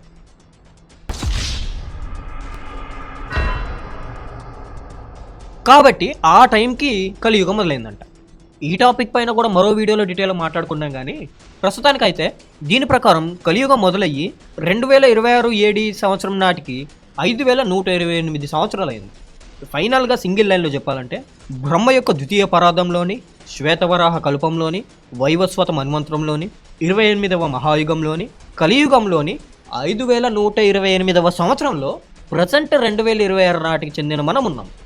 ఈ క్యాల్కులేషన్ గురించి చెప్పినప్పుడు కొంతమంది హిందువులు అంతలా భయపడిపోయి ఇలాంటివి గూగుల్లో మాత్రమే ఉంటాయి, అది బ్రిటిష్ వాళ్ళు క్రియేట్ చేశారు, మా గ్రంథాల్లో ఉండవు అని చెప్తూ ఎందుకు తప్పించుకోవడానికి ట్రై చేస్తుంటారంటే, వీళ్ళ పురాణాల ప్రకారం బ్రహ్మ నిద్ర లేచిన వెంటనే శ్వేతవరాహ కల్పంలో మళ్ళీ సృష్టిని కొత్తగా క్రియేట్ చేసినప్పుడు ఈ భూమి మీద క్రియేట్ చేయబడ్డ మొదటి మనిషి స్వయంభువ మనువు, అంటే మొదటి మన్వంతరాన్ని పరిపాలించిన రాజు, అంటే మనుస్మృతిని సృష్టించిన వ్యక్తి. దీన్ని బట్టి ఈ భూమి మీద మొదటి మనిషి ఎప్పుడు పుట్టాడో అని క్యాల్కులేట్ చేస్తే ఇప్పటికీ 6 మన్వంతరాలు ఫుల్గా కంప్లీట్ అయ్యాయి. కాబట్టి ఒక మన్వంతరం టైమ్స్ ప్లాన్ ఇంటూ 6, ప్రజెంట్ నడుస్తున్న 7వ మన్వంతరంలో 27 మహాయుగాలు కంప్లీట్ అయ్యాయి. కాబట్టి ఒక మహాయుగం టైమ్ స్పాన్ ఇంటూ 27, ప్రజెంట్ నడుస్తున్న 28వ మహాయుగంలో మొదటి 3 యుగాలు కంప్లీట్ అయ్యాయి. కాబట్టి కృతయుగం టైమ్ స్పాన్ ప్లస్ త్రేతాయుగం టైమ్ స్పాన్ ప్లస్ ద్వాపరయుగం టైమ్ స్పాన్ ప్లస్ కలియుగంలో ఇప్పటి వరకు గడిచిన 5128 సంవత్సరాలు, ఇవి మొత్తం కలిపితే 197,12,21,128 సంవత్సరాలు. అంటే పురాణాల ప్రకారం భూమి మీద మొదటి మనిషి అయిన స్వయంభవ మనువు సృష్టించబడి ఇప్పటికీ రౌండ్ ఫిగర్గా 197 కోట్ల సంవత్సరాలు అవుతుంది. ఇక్కడ విచిత్రం ఏంటో చూడండి, సృష్టించబడడంతోనే అతను రాజు అంట, క్షత్రియుడు అంట. అదేంటి, అప్పటికి భూమి మీద అతనే మొదటి మనిషి కదా, ఇంకా ప్రజలెవరు లేకుండా రాజ్యం ఎలా అవుతుంది, రాజ్యం లేని రాజు ఎలా అవుతాడు, అప్పటికి ఇంకా జనాభా లేనప్పుడు ఎవరిని పరిపాలిస్తాడు, రాజభవనం లేకుండా రాజు ఎక్కడుంటాడు అనే ప్రశ్నలు మీకు రావచ్చు. పురాణాల ప్రకారం 197 కోట్ల సంవత్సరాల క్రితం బ్రహ్మ మొదటి మనిషి అయిన స్వయంభువ మనువును సృష్టించడానికి ముందే అతను ఉండడానికి రాజభవనాన్ని కూడా సృష్టించేశాడంట. అతన్ని పుట్టించేటప్పుడే బట్టలు కిరీటాలు అన్నీ వేసుకొని పుట్టేశాడంట. అంటే స్వయంభువ మనువు ఆకులతోనో జంతు చర్మాలతోనో బట్టలు చేసుకొని కొన్ని సంవత్సరాలు గుహల్లో బతికి మెల్లమెల్లగా గోడలు కట్టడం నేర్చుకొని చివరిగా రాజ్యాన్ని కట్టుకోవాల్సిన పని లేదు, పంట వేసి పత్తి పండించి పట్టు వస్త్రాలు తయారు చేసుకోవాల్సిన పని లేదు, భూమిని తవ్వి బంగారం సంపాదించి ఆ బంగారాన్ని కరిగించి కిరీటం చేసుకోవాల్సిన పని లేదు. స్వయంభువ మనువును పుట్టించడానికి ముందే బ్రహ్మ రాజభవనాన్ని కట్టించేసినట్టు, స్వయంభువ మనువును పుట్టించేటప్పుడే బట్టలు వేసుకొని కిరీటం పెట్టుకున్న మనిషిని పుట్టించేసినట్టు పురాణాల్లో చూడొచ్చు. అంటే మనం ఇన్ని రోజులు చదువుకున్న మనుషులు గుహల్లో బతకడం, జంతువుల చర్మంతో బట్టలు చేసుకోవడం లాంటి చరిత్ర అంతా వీళ్ళ పురాణాలకి విరుద్ధం. ఇలాంటి పురాణాలను నమ్మే వాళ్ళు వచ్చి ఇగో ఈ వీడియో కింద పెట్టిన కామెంట్ ఏంటో ఒకసారి చూడండి. రాజ్యం అంటే ఏంటో తెలుసా, ఎంతమంది ఉంటే రాజ్యం అంటారో తెలుసా, మనుషుల సమూహాలు లేనప్పుడు ఎలా రాజ్యం ఏర్పాటు చేశాడు మీ దేవుడు అంటూ అబ్బో మామూలు రక్షణ చేయట్లేదుగా.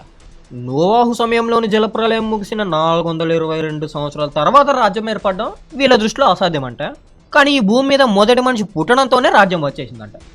నాకు తెలిసి ఈ కామెంట్ పెట్టిన వ్యక్తికి కనీసం వాళ్ళ గ్రంథాల్లో ఇగో ఈ మ్యాటర్ ఉందనే విషయం కూడా తెలియదు అనుకుంటా. అందుకే నేను చెప్పేది, ముందు మీ గ్రంథాలు చదువుకొని ఆ తర్వాత బైబిల్ గురించి ప్రశ్నించండి, లేకపోతే ఇగో ఇలాగే అడ్డంగా దొరికిపోతుంటారు. ఇక మళ్ళీ టాపిక్లోకి వస్తే, అలా బ్రహ్మ ద్వారా పుట్టేసిన స్వయంభువ మనువు దగ్గరికి కొంతమంది ఋషులు వచ్చి బ్రాహ్మణ క్షత్రియ వైశ్య శూద్రులు పాటించాల్సిన ధర్మాలు ఏంటో చెప్పమని అడిగినప్పుడు స్వయంభువ మనువు మనుస్మృతి అనే ధర్మశాస్త్రాన్ని సంస్కృతంలో ఋషులకు బోధించాడు అని వాళ్ళ గ్రంథాలు చెప్తున్నాయి. అలా మనుస్మృతి అనే ధర్మశాస్త్రం వచ్చేసిందండి. స్వయంభువ మనువు మొదటి మనిషి అయినప్పుడు అసలు ఈ ఋషులు ఎక్కడి నుంచి వచ్చారు అని అంటారా? చెప్పడానికైతే స్వయంభువ మనువు మొదటి మనిషి అని చెప్తారు, కానీ ఈ మనువు కంటే ముందే 10 మంది ఋషులు బ్రహ్మ తెల నుంచి సృష్టించబడ్డారంట. ఆ తర్వాత స్వయంభువ మనువు మరియు అతని భార్య శతరూప సృష్టించబడ్డారట. ఈ 11 మంది మేల్ హ్యూమన్స్, ఒక ఫీమేల్ హ్యూమన్ నుంచే ఈ భూమి మీద మనుషులందరూ వచ్చేసారట.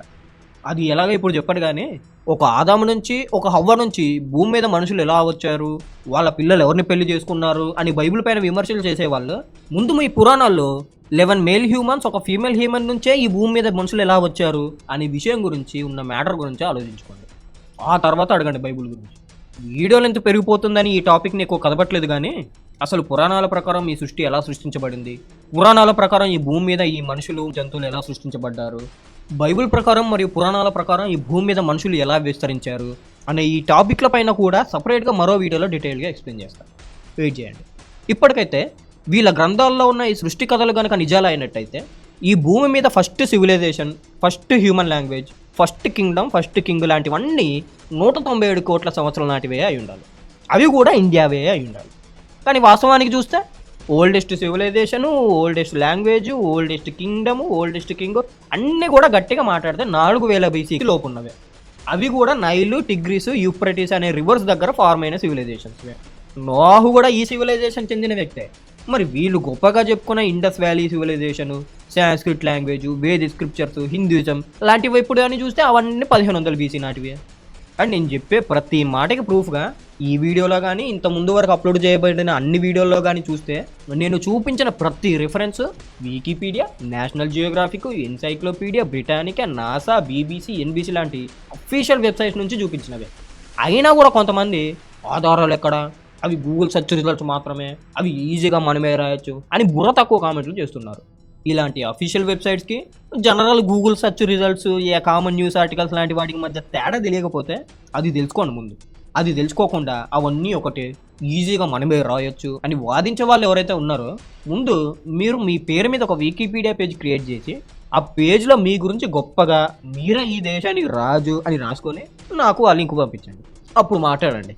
ఈజీగా మనమే రాయొచ్చు, నోటికి ఎంత వస్తే అంత మాట్లాడమే. నేను చూపించే వాటిని ఎవిడెన్స్గా ఒప్పుకోము అనేవాళ్ళు ఉంటే మరి వేటిని ఎవిడెన్స్గా ఒప్పుకుంటారో చెప్పండి అయ్యా, వాటి నుంచే చూపిస్తాను. నేను చెప్పేటప్పుడు మాత్రం వాటిని ఎవిడెన్స్గా పరిగణించము అని అంటారు. కానీ వాటిలో ఉన్న ఇన్ఫర్మేషన్ ఒకవేళ వీళ్ళ ఊహలకి అనుగుణంగా ఉంటాయి అని అనుకున్నప్పుడు మాత్రం వాటిని ఎవిడెన్స్గా ఒప్పేసుకొని ఇగో ఇలాంటి మాటలు మాట్లాడుతుంటారు. మీరంటే నెట్లో కొట్టచ్చు ప్రపంచ పురాతన మతం ఏది అని కొట్టండి. హిందూ మతమే ప్రపంచంలో అతి పురాతన మతం. గూగుల్ నేను చెక్ చేసినప్పుడు గూగుల్లో వచ్చింది. ఇంకెంతకంటే ఏం కావాలి? గూగుల్ చెప్తే నమ్మాలా అన్నారు అనుకోండి. కొన్ని పరిశోధన చేయి. నెట్లో కొట్టచ్చు. ఇంకొంతమంది అయితే మరీ దారుణంగా ChatGPT లాంటి ఏ సాఫ్ట్వేర్లు ఉంటాయి కదా, అందులో అడిగే ప్రశ్నకి వాటికి వచ్చే రిప్లైలను చూపించి ఇలాంటి కామెడీలు చేస్తూ ఉంటారు. ఈ టాపిక్ని ఇంత సింపుల్గా చెప్పేసి వదిలిపెట్టను. అసలు ఈ భూమి మీద ఎన్ని సివిలైజేషన్లు ఉన్నాయి, ఏ సివిలైజేషన్ ఎప్పుడు ఫామ్ అయింది, ఎలా ఫామ్ అయింది, ఏ సివిలైజేషన్ తర్వాత ఏ సివిలైజేషన్ ఫామ్ అయింది, ఇలాంటి అన్ని ప్రశ్నలకు సమాధానాలు మరో సపరేట్ వీడియోలో డీటెయిల్డ్గా ప్రూఫ్లతో మాట్లాడుకుందాం.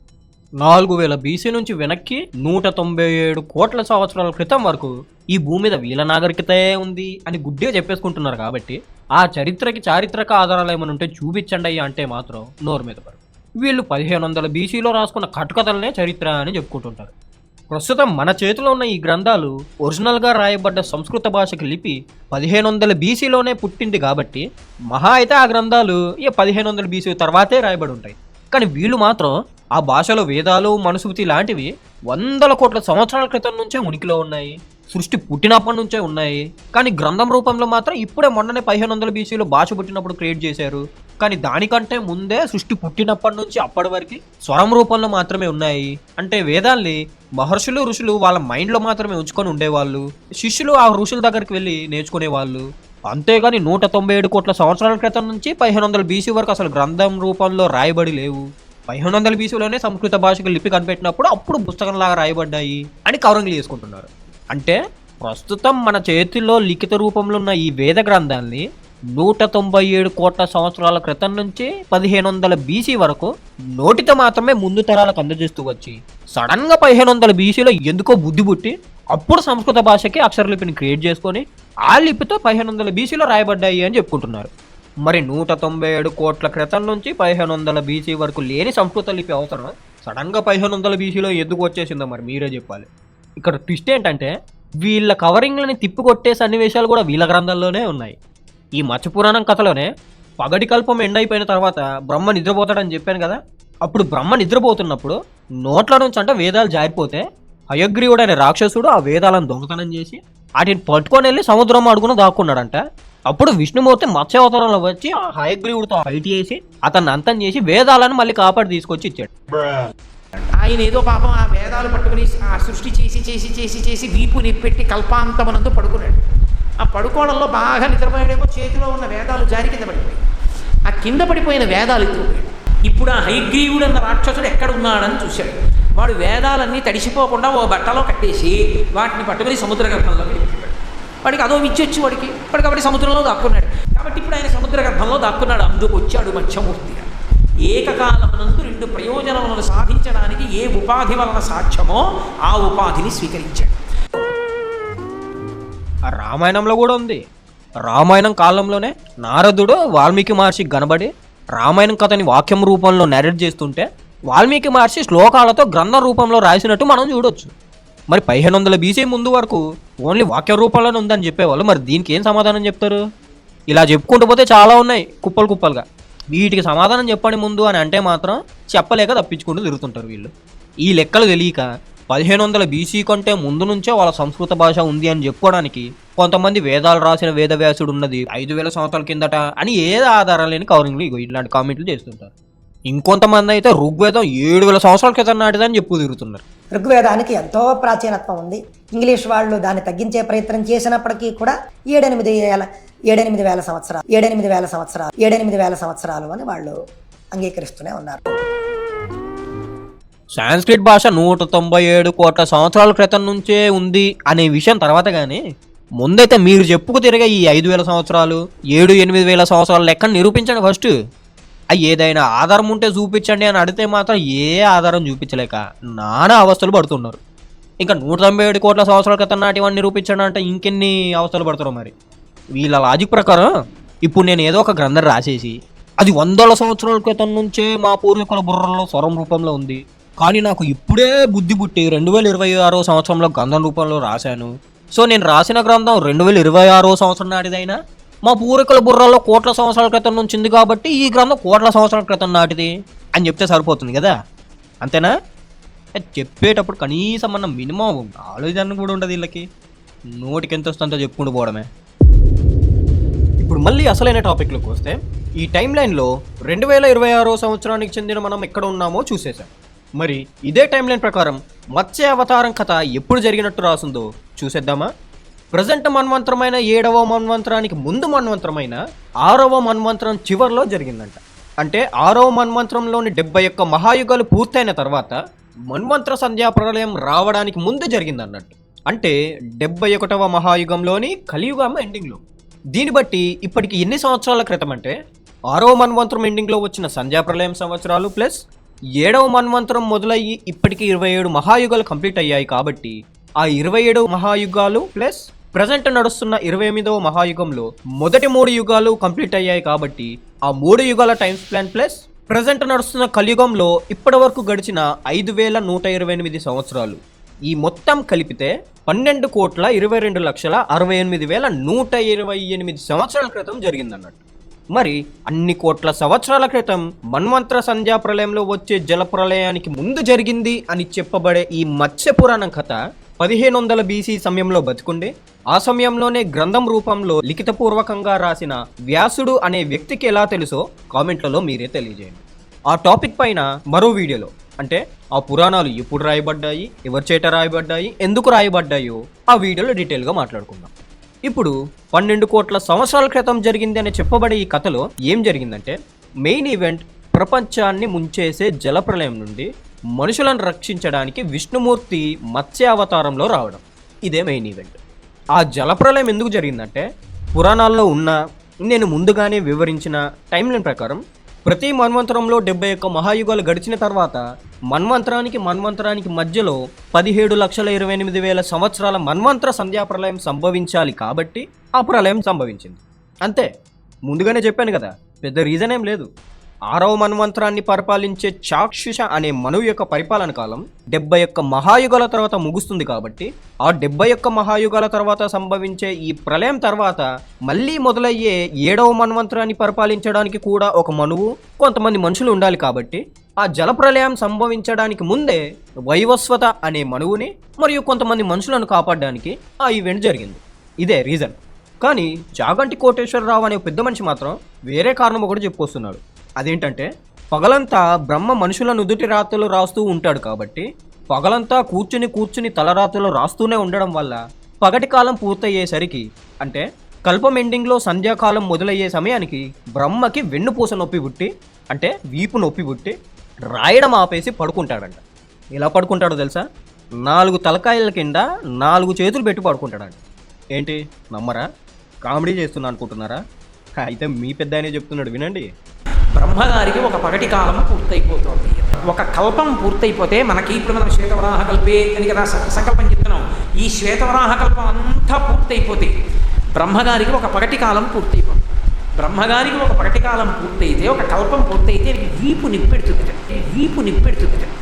ఈ వెన్నుపూసలు నొప్పుడతాయి. కూర్చుని అదే పనిగా పుర్రెల మీద నుటి ప్రాతలు వ్రాస్తూ ఉంటాడు కదూ. అసుర సంధ్య వేళ అవుతుంది. అబ్బా ఒక పగటి వేళ అయిపోయింది, సరస్వతి వీపు నిప్పెడుతోంది, కాసేపు పడుకుంటానని ఎక్కడ ఉన్నవాడు అక్కడే అలా కింద పడుకుని ఆ ఉత్తరీయం వేసేసుకుని పడుకుని 4 తలకాయల కింద చేతులు పెట్టుకుని గుర్రు పెడతాడు. సరస్వతీదేవి భర్తగారు పడుకున్నారని ఆవిడ కూడా పమిటి నిండుగా కప్పుకుని ఆవిడ పడుకుంటుంది పక్కన. అసలు బ్రహ్మకి 4 తలకాయలు ఎందుకు వచ్చాయో మరో వీడియోలో డీటెయిల్గా ఎక్స్ప్లెయిన్ చేస్తా కానీ ఇప్పటికైతే అలా వెన్నుపూస నొప్పి పుట్టి మనం పడుకునేటప్పుడు టీవీ ఆపేసి పడుకున్నట్టు బ్రహ్మ కూడా సృష్టిని ఆపేసి అక్కడ పడుకుంటాడంట. ఇక్కడ ప్రళయం వచ్చేస్తుందంట. ఒక పగటి వేళ బ్రహ్మగారి ఆయుర్దాయం పూర్తయితే మనకి ఒక కల్పం పూర్తవుతుంది. బ్రహ్మగారికి ఒక పగటి వేళ పూర్తవుతోంది కాబట్టి ఆయన ఇప్పుడు సృష్టిని ఆపుతాడు, ఆపి పడుకుంటాడు. బ్రహ్మగారు అలా నిద్రపోతే ప్రళయం వస్తుంది.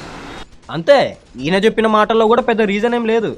అక్కడ అలా పడుకుంటే ఇక్కడ ఇలా ప్రళయం వచ్చేయడం అంతే. అంటే బ్రహ్మ బతికుండే 100 సంవత్సరాల ఆయుష్లో ఆ 100 సంవత్సరాల్లో ఉండే 36,000 రోజుల్లో ప్రతిరోజు ఎండింగ్లో సంధ్యా సమయానికి వెన్నుపూస నొప్పులు, ప్రతిరోజు ఎండింగ్లో సంధ్యా సమయానికి నైమితిక ప్రళయాలు. 36,000 సార్లు వెన్ను నొప్పులు, 36,000 సార్లు జల ప్రళయాలు. ఇదే కారణమో ఇక మీరే చెప్పాలి.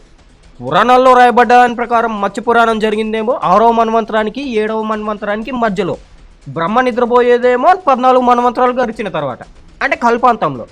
మరి మత్స్య పురాణంలో ఉన్న జలప్రలయానికి కారణం పురాణాల్లో ఉన్న మన్వంతర సంధ్యా ప్రళయం అనుకోవాలా, లేదా చాగంటి కోటేశ్వరరావు అనే వ్యక్తి చెప్పిన బ్రహ్మ వెన్ను నొప్పి నైమితిక ప్రళయం అనుకోవాలా? మీరే కామెంట్ చేసి చెప్పండి. అంతేకాదు భాగవతల సుబ్రహ్మణ్యం గారి విష్ణు పురాణం గ్రంథం పేజ్ నెంబర్ 561 బాటమ్ పారాగ్రాఫ్లో ఉన్న మ్యాటర్ ప్రకారం మరియు పేజ్ నెంబర్ 562 టాప్ పారాగ్రాఫ్లో ఉన్న మ్యాటర్ ప్రకారం బ్రహ్మ నిద్రపోయేది యోగ నిద్రలో అంట, అంటే ధ్యాన ముద్రలో అంట. అర్థమయ్యేలా చెప్పాలంటే మెడిటేషన్ చేసే పోజ్లో అంట, అంటే కూర్చుని నిద్రపోతాడంట. కానీ చాగంటి గారేమో 4 తలకాయల కింద చేతులు పెట్టి పడుకుంటాడు అని చెప్తున్నాడు. ఒకవేళ చాగంటి గారి మీద ఉన్న రెస్పెక్ట్తో నైమితిక ప్రళయమేలే అనుకుందాం, 4 తలకాయల కింద చేతులు పెట్టి పడుకుంటారులే అనుకుందామంటే ఆ గ్రంథాల్లో ఉన్నది తప్పు అనాల్సి వస్తుంది. ఒకవేళ గ్రంథాలకి రెస్పెక్ట్ ఇచ్చి మన్వంతర సంధ్యా ప్రళయం అనుకుందాం, ధ్యాన ముద్రలో పడుకుంటాడులే అనుకుందామంటే చాగంటి గారు చెప్పింది తప్పు అనాల్సి వస్తుంది. మరి ఎవరిని తప్పు పట్టాలో మీరే కామెంట్లలో చెప్పండి. నా దృష్టిలో మాత్రం గ్రంథాల్లో రాయబడిందే ప్రామాణికం కాబట్టి ఆ కారణం చెప్పిన చాగంటి గారు అసలు పురాణాలను చదివి బోధిస్తున్నట్ట, లేక సగం ఇన్ఫర్మేషన్తో ఆ సమయానికి ఏది గుర్తొస్తే అది చెప్పేస్తున్నట్ట, లేదా ఏదైనా కుట్రతో కావాలనే మ్యాటర్ని మార్చి చెప్పేస్తున్నట్ట, ఇది కూడా మీరే చెప్పాలి. అసలు చాగంటి గారు చెప్పిన నైమితిక ప్రళయం, బ్రహ్మ నిద్రపోవడం ఏ స్టోరీకి సంబంధించిందో మీరు పసిగట్టారా? నేను ముందుగానే చెప్పిన బ్రహ్మ నిద్రపోయినప్పుడు హయగ్రీవ అనే రాక్షసుడు చేసిన దొంగతనం స్టోరీకి సంబంధించింది. ఈ హయగ్రీవ స్టోరీ కూడా మత్స్యపురాణ స్టోరీతోనే లింక్ అయి ఉంది.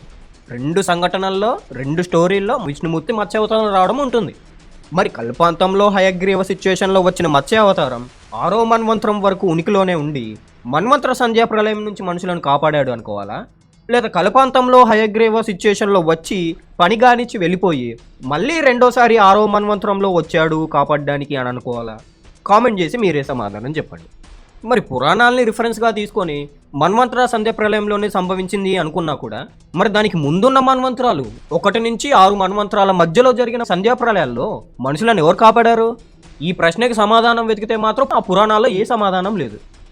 ఓన్లీ 6వ మన్వంతరం 7వ మన్వంతరం మధ్యలో వచ్చిన ప్రళయం నుంచి కాపాడడానికి మాత్రమే మత్స్యావతారం వచ్చింది, కానీ మిగిలిన మన్వంతరాల మధ్యలో వచ్చిన ప్రళయం నుంచి కాపాడడానికి ఏ మత్స్యావతారం రాలేదు. మరి అప్పుడు రాకుండా మరి ఇప్పుడు మాత్రం ఎందుకు వచ్చాడో మరి మీరే చెప్పాలి.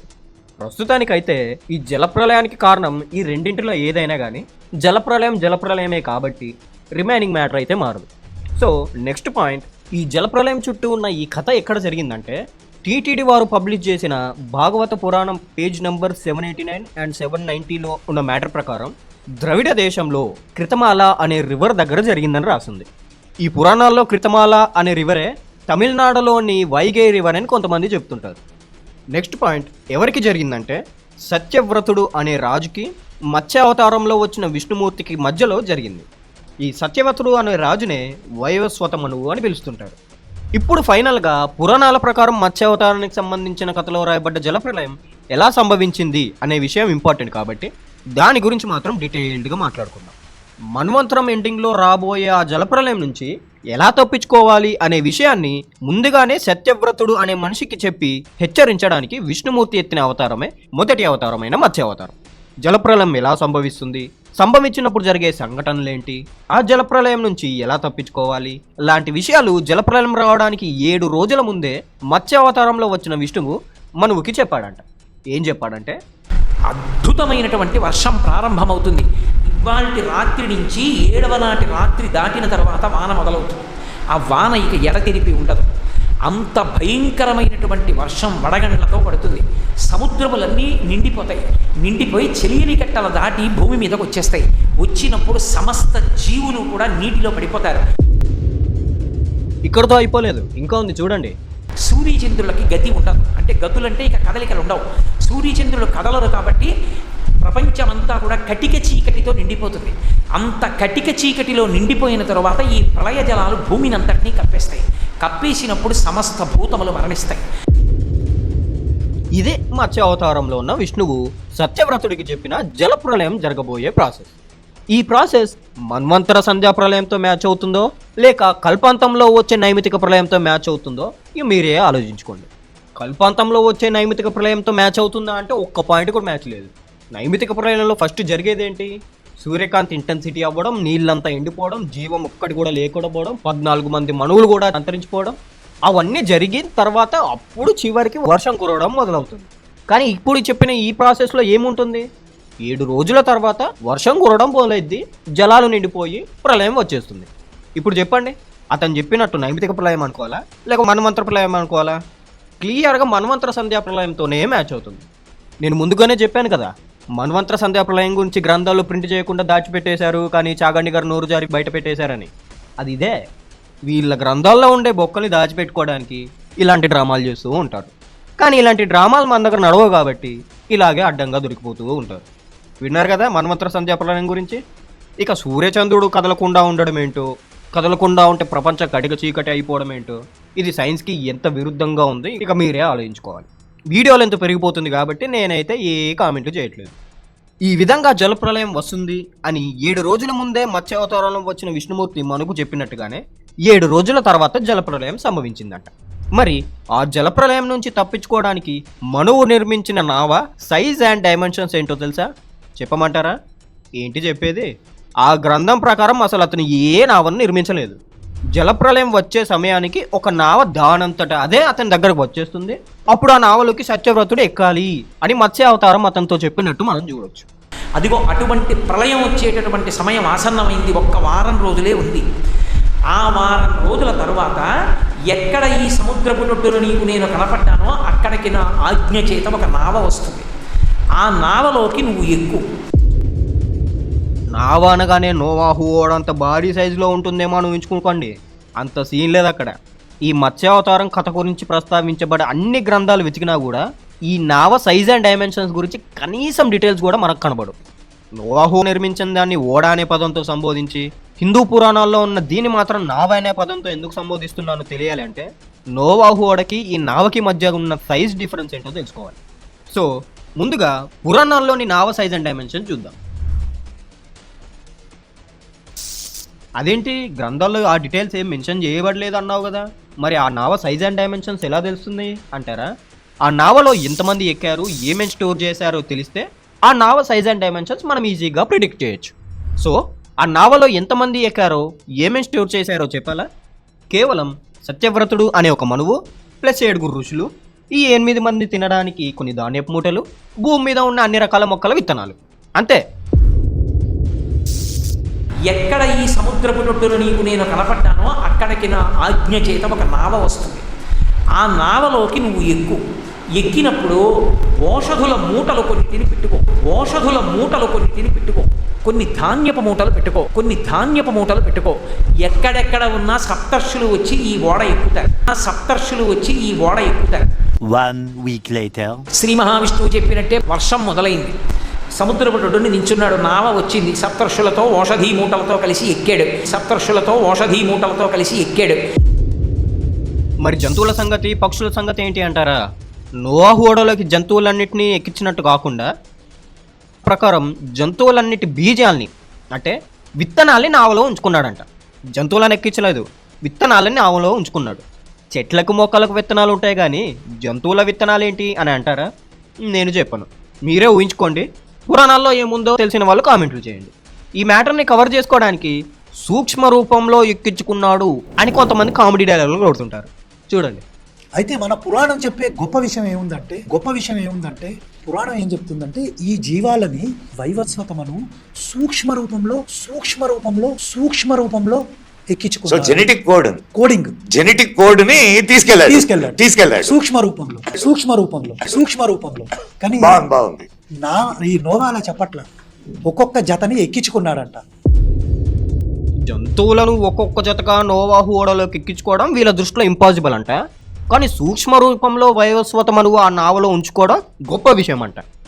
వీళ్ళు చెప్పే కథల ప్రకారం చూసుకున్నా ఆ జంతువులన్నిటి విత్తనాల్ని వైవస్వతమనువు అనే సత్యవ్రతుడు ఎలా సేకరించాడో మరి మీరే చెప్పండి.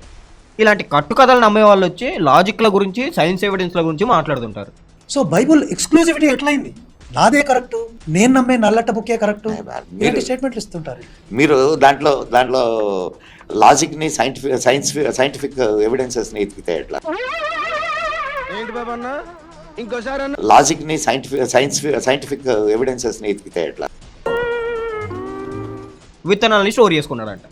అసలు వాళ్ళు ఆ కథని అలా రాసుకోవడానికి కారణం ఏంటంటే నోవాహు ఓడలోకి ఎక్కించినట్టు వాళ్ళ నావలో కూడా ఒక్కొక్క జతగా జంతువులను ఎక్కించినట్టు రాసుకోవాలంటే ఆ నావ సైజ్ అండ్ డైమెన్షన్స్ కూడా అంత భారీగా ఉన్నట్టు, అన్ని జంతువులు పట్టేంత భారీగా ఉన్నట్టు రాసుకోవాలి.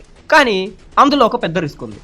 ఒకవేళ అలా రాసుకుంటే ఎప్పటికైనా అంత పెద్ద నావ ఎక్కడ ఉందో ఆధారం చూపించాల్సి వస్తుంది. మరి అంత పెద్ద నావ కనబడకుండా పోదు కదా. మరి రాసుకున్న కట్టుకథకి ఆధారాలు ఎక్కడి నుంచి తీసుకొస్తారు? కుదరదు కదా. కాబట్టి ఆ రిస్క్ ఏమి ఉండకుండా ఉండాలి అంటే డైరెక్ట్గా జంతువులను ఎక్కించినట్టు కాకుండా జస్ట్ వాటి విత్తనాల్ని నావలో ఉంచుకున్నట్టు రాసుకున్నారు. అప్పుడు పెద్ద స్పేస్ ఏముంది, ఒక సంచి తీసుకొని ఆ సంచిలో విత్తనాలన్నీ వేసుకొని జేబులో పెట్టుకొని ఎక్కించినట్టు చెప్పుకోవచ్చు సింపుల్గా. వీళ్ళు క్రియేట్ చేసుకున్న ఈ కథను కూడా ఎంత కాన్ఫిడెంట్గా చెప్పేస్తుంటారంటే లాజిక్ ఏం లేకపోయినా, సైన్స్ లేకపోయినా, చారిత్రక ఆధారాలు ఏవి దొరకకపోయినా అదేదో గొప్ప విషయం అన్నట్టు, అది జరుగుతున్నప్పుడు పక్కనే ఉండి చూసినట్టు ఇగో ఇలా ఓవర్ యాక్టింగ్ చేస్తూ ఉంటారు. అసలు వీళ్ళ బుద్ధి ఎలాంటిదో మీకు అర్థం అవడానికి ఒక్క ఎగ్జాంపుల్ చూపిస్తా, చూడండి. మీకు యాపిల్ ఫౌండర్ ఉన్నాడు కదా, ఆయన ఇక్కడ ఉండే ఒక బాబా దగ్గరికి వచ్చాడు. బాబా దగ్గరకు వచ్చి ఆయన ఆశీర్వాదం తీసుకొని వెళ్ళాడు. ఆయన అదే మరి నాకేం తీసుకురాలేదా అని అడిగాడు బాబా. ఈయన వచ్చేసాడు, కారు డిక్కీలో ఎదిగితే ఒక యాపిల్ పండు దొరికింది, అది బాబాకి ఇచ్చాడు. బాబా కొరికి ఇచ్చాడు. ఇప్పుడు యాపిల్ సింబల్ అది. ట్రూవా సార్ ఇది? సార్ కొట్టు.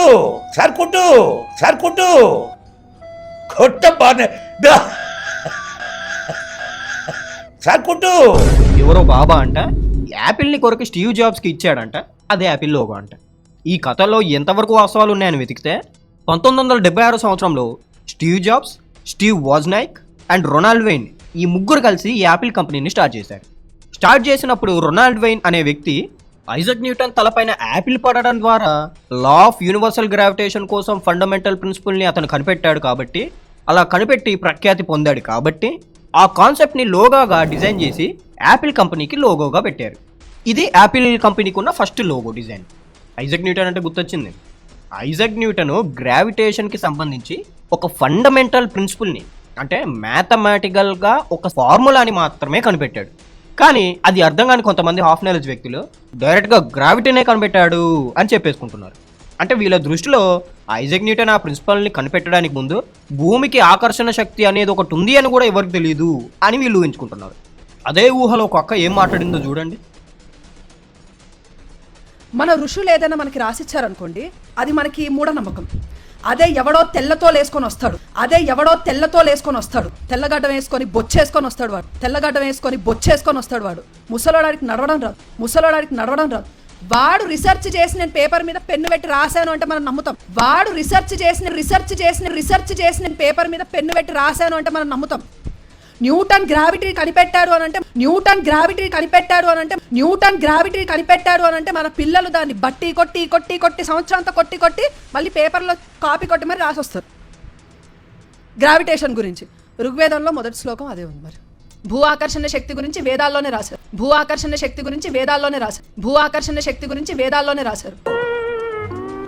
పాప ఆ అక్కకి పుస్తకాల్లో గ్రావిటీ గురించి ప్రస్తావించడానికి, స్పేస్ మిషన్స్ కోసం planetary motion, gravitational force, celestial bodies masses లాంటి వాటిని క్యాల్కులేట్ చేయడానికి ఒక ఫార్ములాని కనిపెట్టడానికి మధ్య తేడా తెలియదు అనుకుంటా. ఇది అర్థం అవడానికి ఒక ఎగ్జాంపుల్ చెప్తాం వినండి. ఇప్పుడు కొలంబస్ అమెరికాని కనిపెట్టాడు అని అంటుంటారు. దానికి అర్థం కొలంబస్ కనిపెట్టడానికి ముందు భూమి మీద అమెరికా అనేది లేదు అని అర్థం కాదు. అమెరికా అనే ఒక కాంటినెంట్ ఉంది అని మనుషులకు ఎవరికీ తెలియదు అని కూడా అర్థం కాదు. నిజానికి కొలంబస్ కనిపెట్టింది యూరోప్ నుంచి అమెరికాకి వెళ్ళడానికి ఒక సస్టైన్డ్ ట్రాన్స్ అట్లాంటిక్ రూట్ని మాత్రమే కనిపెట్టాడు. అంతేగాని అమెరికాని కనిపెట్టాడు కాదు. అమెరికాని కనిపెట్టాడు అనే పదం వాడేటప్పుడే సరైన మీనింగ్నే మార్చిపడేస్తున్నాం. అతను ఆ రూట్ని కనిపెట్టడానికి కొన్ని వందల సంవత్సరాల ముందు నుంచే అమెరికా అనే కాంటినెంట్లో చాలా మంది మనుషులు ఉన్నారు. ఆ మనుషులకు తెలుసు అది అమెరికా కాంటినెంట్ అని. అంతేగాని కొలంబస్ కనిపెట్టడానికి ముందు అమెరికా లేదు అని కాదు, మనుషులు ఎవరికి తెలియదు అని కాదు. అలాగే ఐజాక్ న్యూటన్ గ్రావిటేషనల్కి ఒక ఫార్ములాని, గ్రావిటేషన్, భూమి గ్రావిటేషన్ని కానీ, వేరే ప్లానెట్స్ గ్రావిటేషన్ని కానీ, లేదా స్పేస్ మిషన్స్కి సంబంధించిన క్యాల్కులేషన్ని కానీ చేయడానికి ఒక ఫండమెంటల్ ప్రిన్సిపుల్ని కనిపెట్టాడు. దాన్నే కొంతమంది చదువు రాని వాళ్ళు, హాఫ్ నాలెడ్జ్ వాళ్ళు గ్రావిటేషన్ని కనిపెట్టాడు అని చెప్తుంటారు. చదువుకున్న వాళ్ళు ఏం చెప్తుంటారు? అతను ఏం కనిపెట్టాడు అంటే లా ఆఫ్ గ్రావిటేషన్ కనిపెట్టాడు. అది ఒక లాని కనిపెట్టాడు, ఒక ప్రిన్సిపల్ని కనిపెట్టాడు. అది తెలుసుకోరు కొంతమంది. అసలు ఐజాక్ న్యూటన్ ఆ ప్రిన్సిపల్ని కనిపెట్టడానికి వేల సంవత్సరాల ముందు నుంచే భూమికి సంబంధించి గ్రావిటేషన్ ఉంది అని జనాలకి తెలుసు. మీరు చెప్పుకొని ఈ వేదాలను పక్కన పెడితే వేరే ఇతర గ్రంథాల్లో కూడా ఇలా గ్రావిటేషన్ గురించి ప్రస్తావించబడి ఉంది. ప్రస్తావించబడి ఉండడానికి, ఒక ఫండమెంటల్ ప్రిన్సిపల్ని కనిపెట్టడానికి మధ్య తేడా తెలియకపోతే ఇదిగో ఇలాంటి వాళ్ళు ఇలాంటి మాటలే మాట్లాడి ఒక పరువు పోగొట్టుకుంటూ ఉంటారు. అందుకే పెద్దలు చెప్పారు, అంటే మీరు చదువుకోండి ఫస్ట్.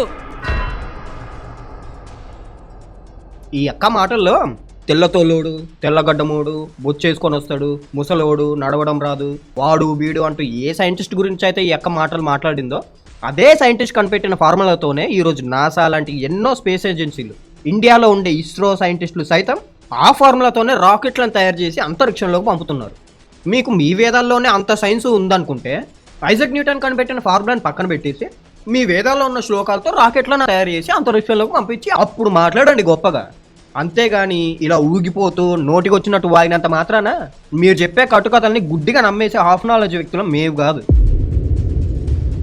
ఇక మళ్ళీ మన యాపిల్ టాపిక్లోకి వస్తే, అలా 1976లో రొనాల్డ్ వెయిన్ న్యూటన్స్ యాపిల్ కాన్సెప్ట్ని లోగోగా కంపెనీకి పెట్టుకున్నాడు. కానీ యాపిల్ కంపెనీ స్టార్ట్ చేసిన 12 రోజుల తర్వాతే ఈ రొనాల్డ్ వెయిన్ కంపెనీ నుంచి బయటకు వెళ్ళిపోయాడు.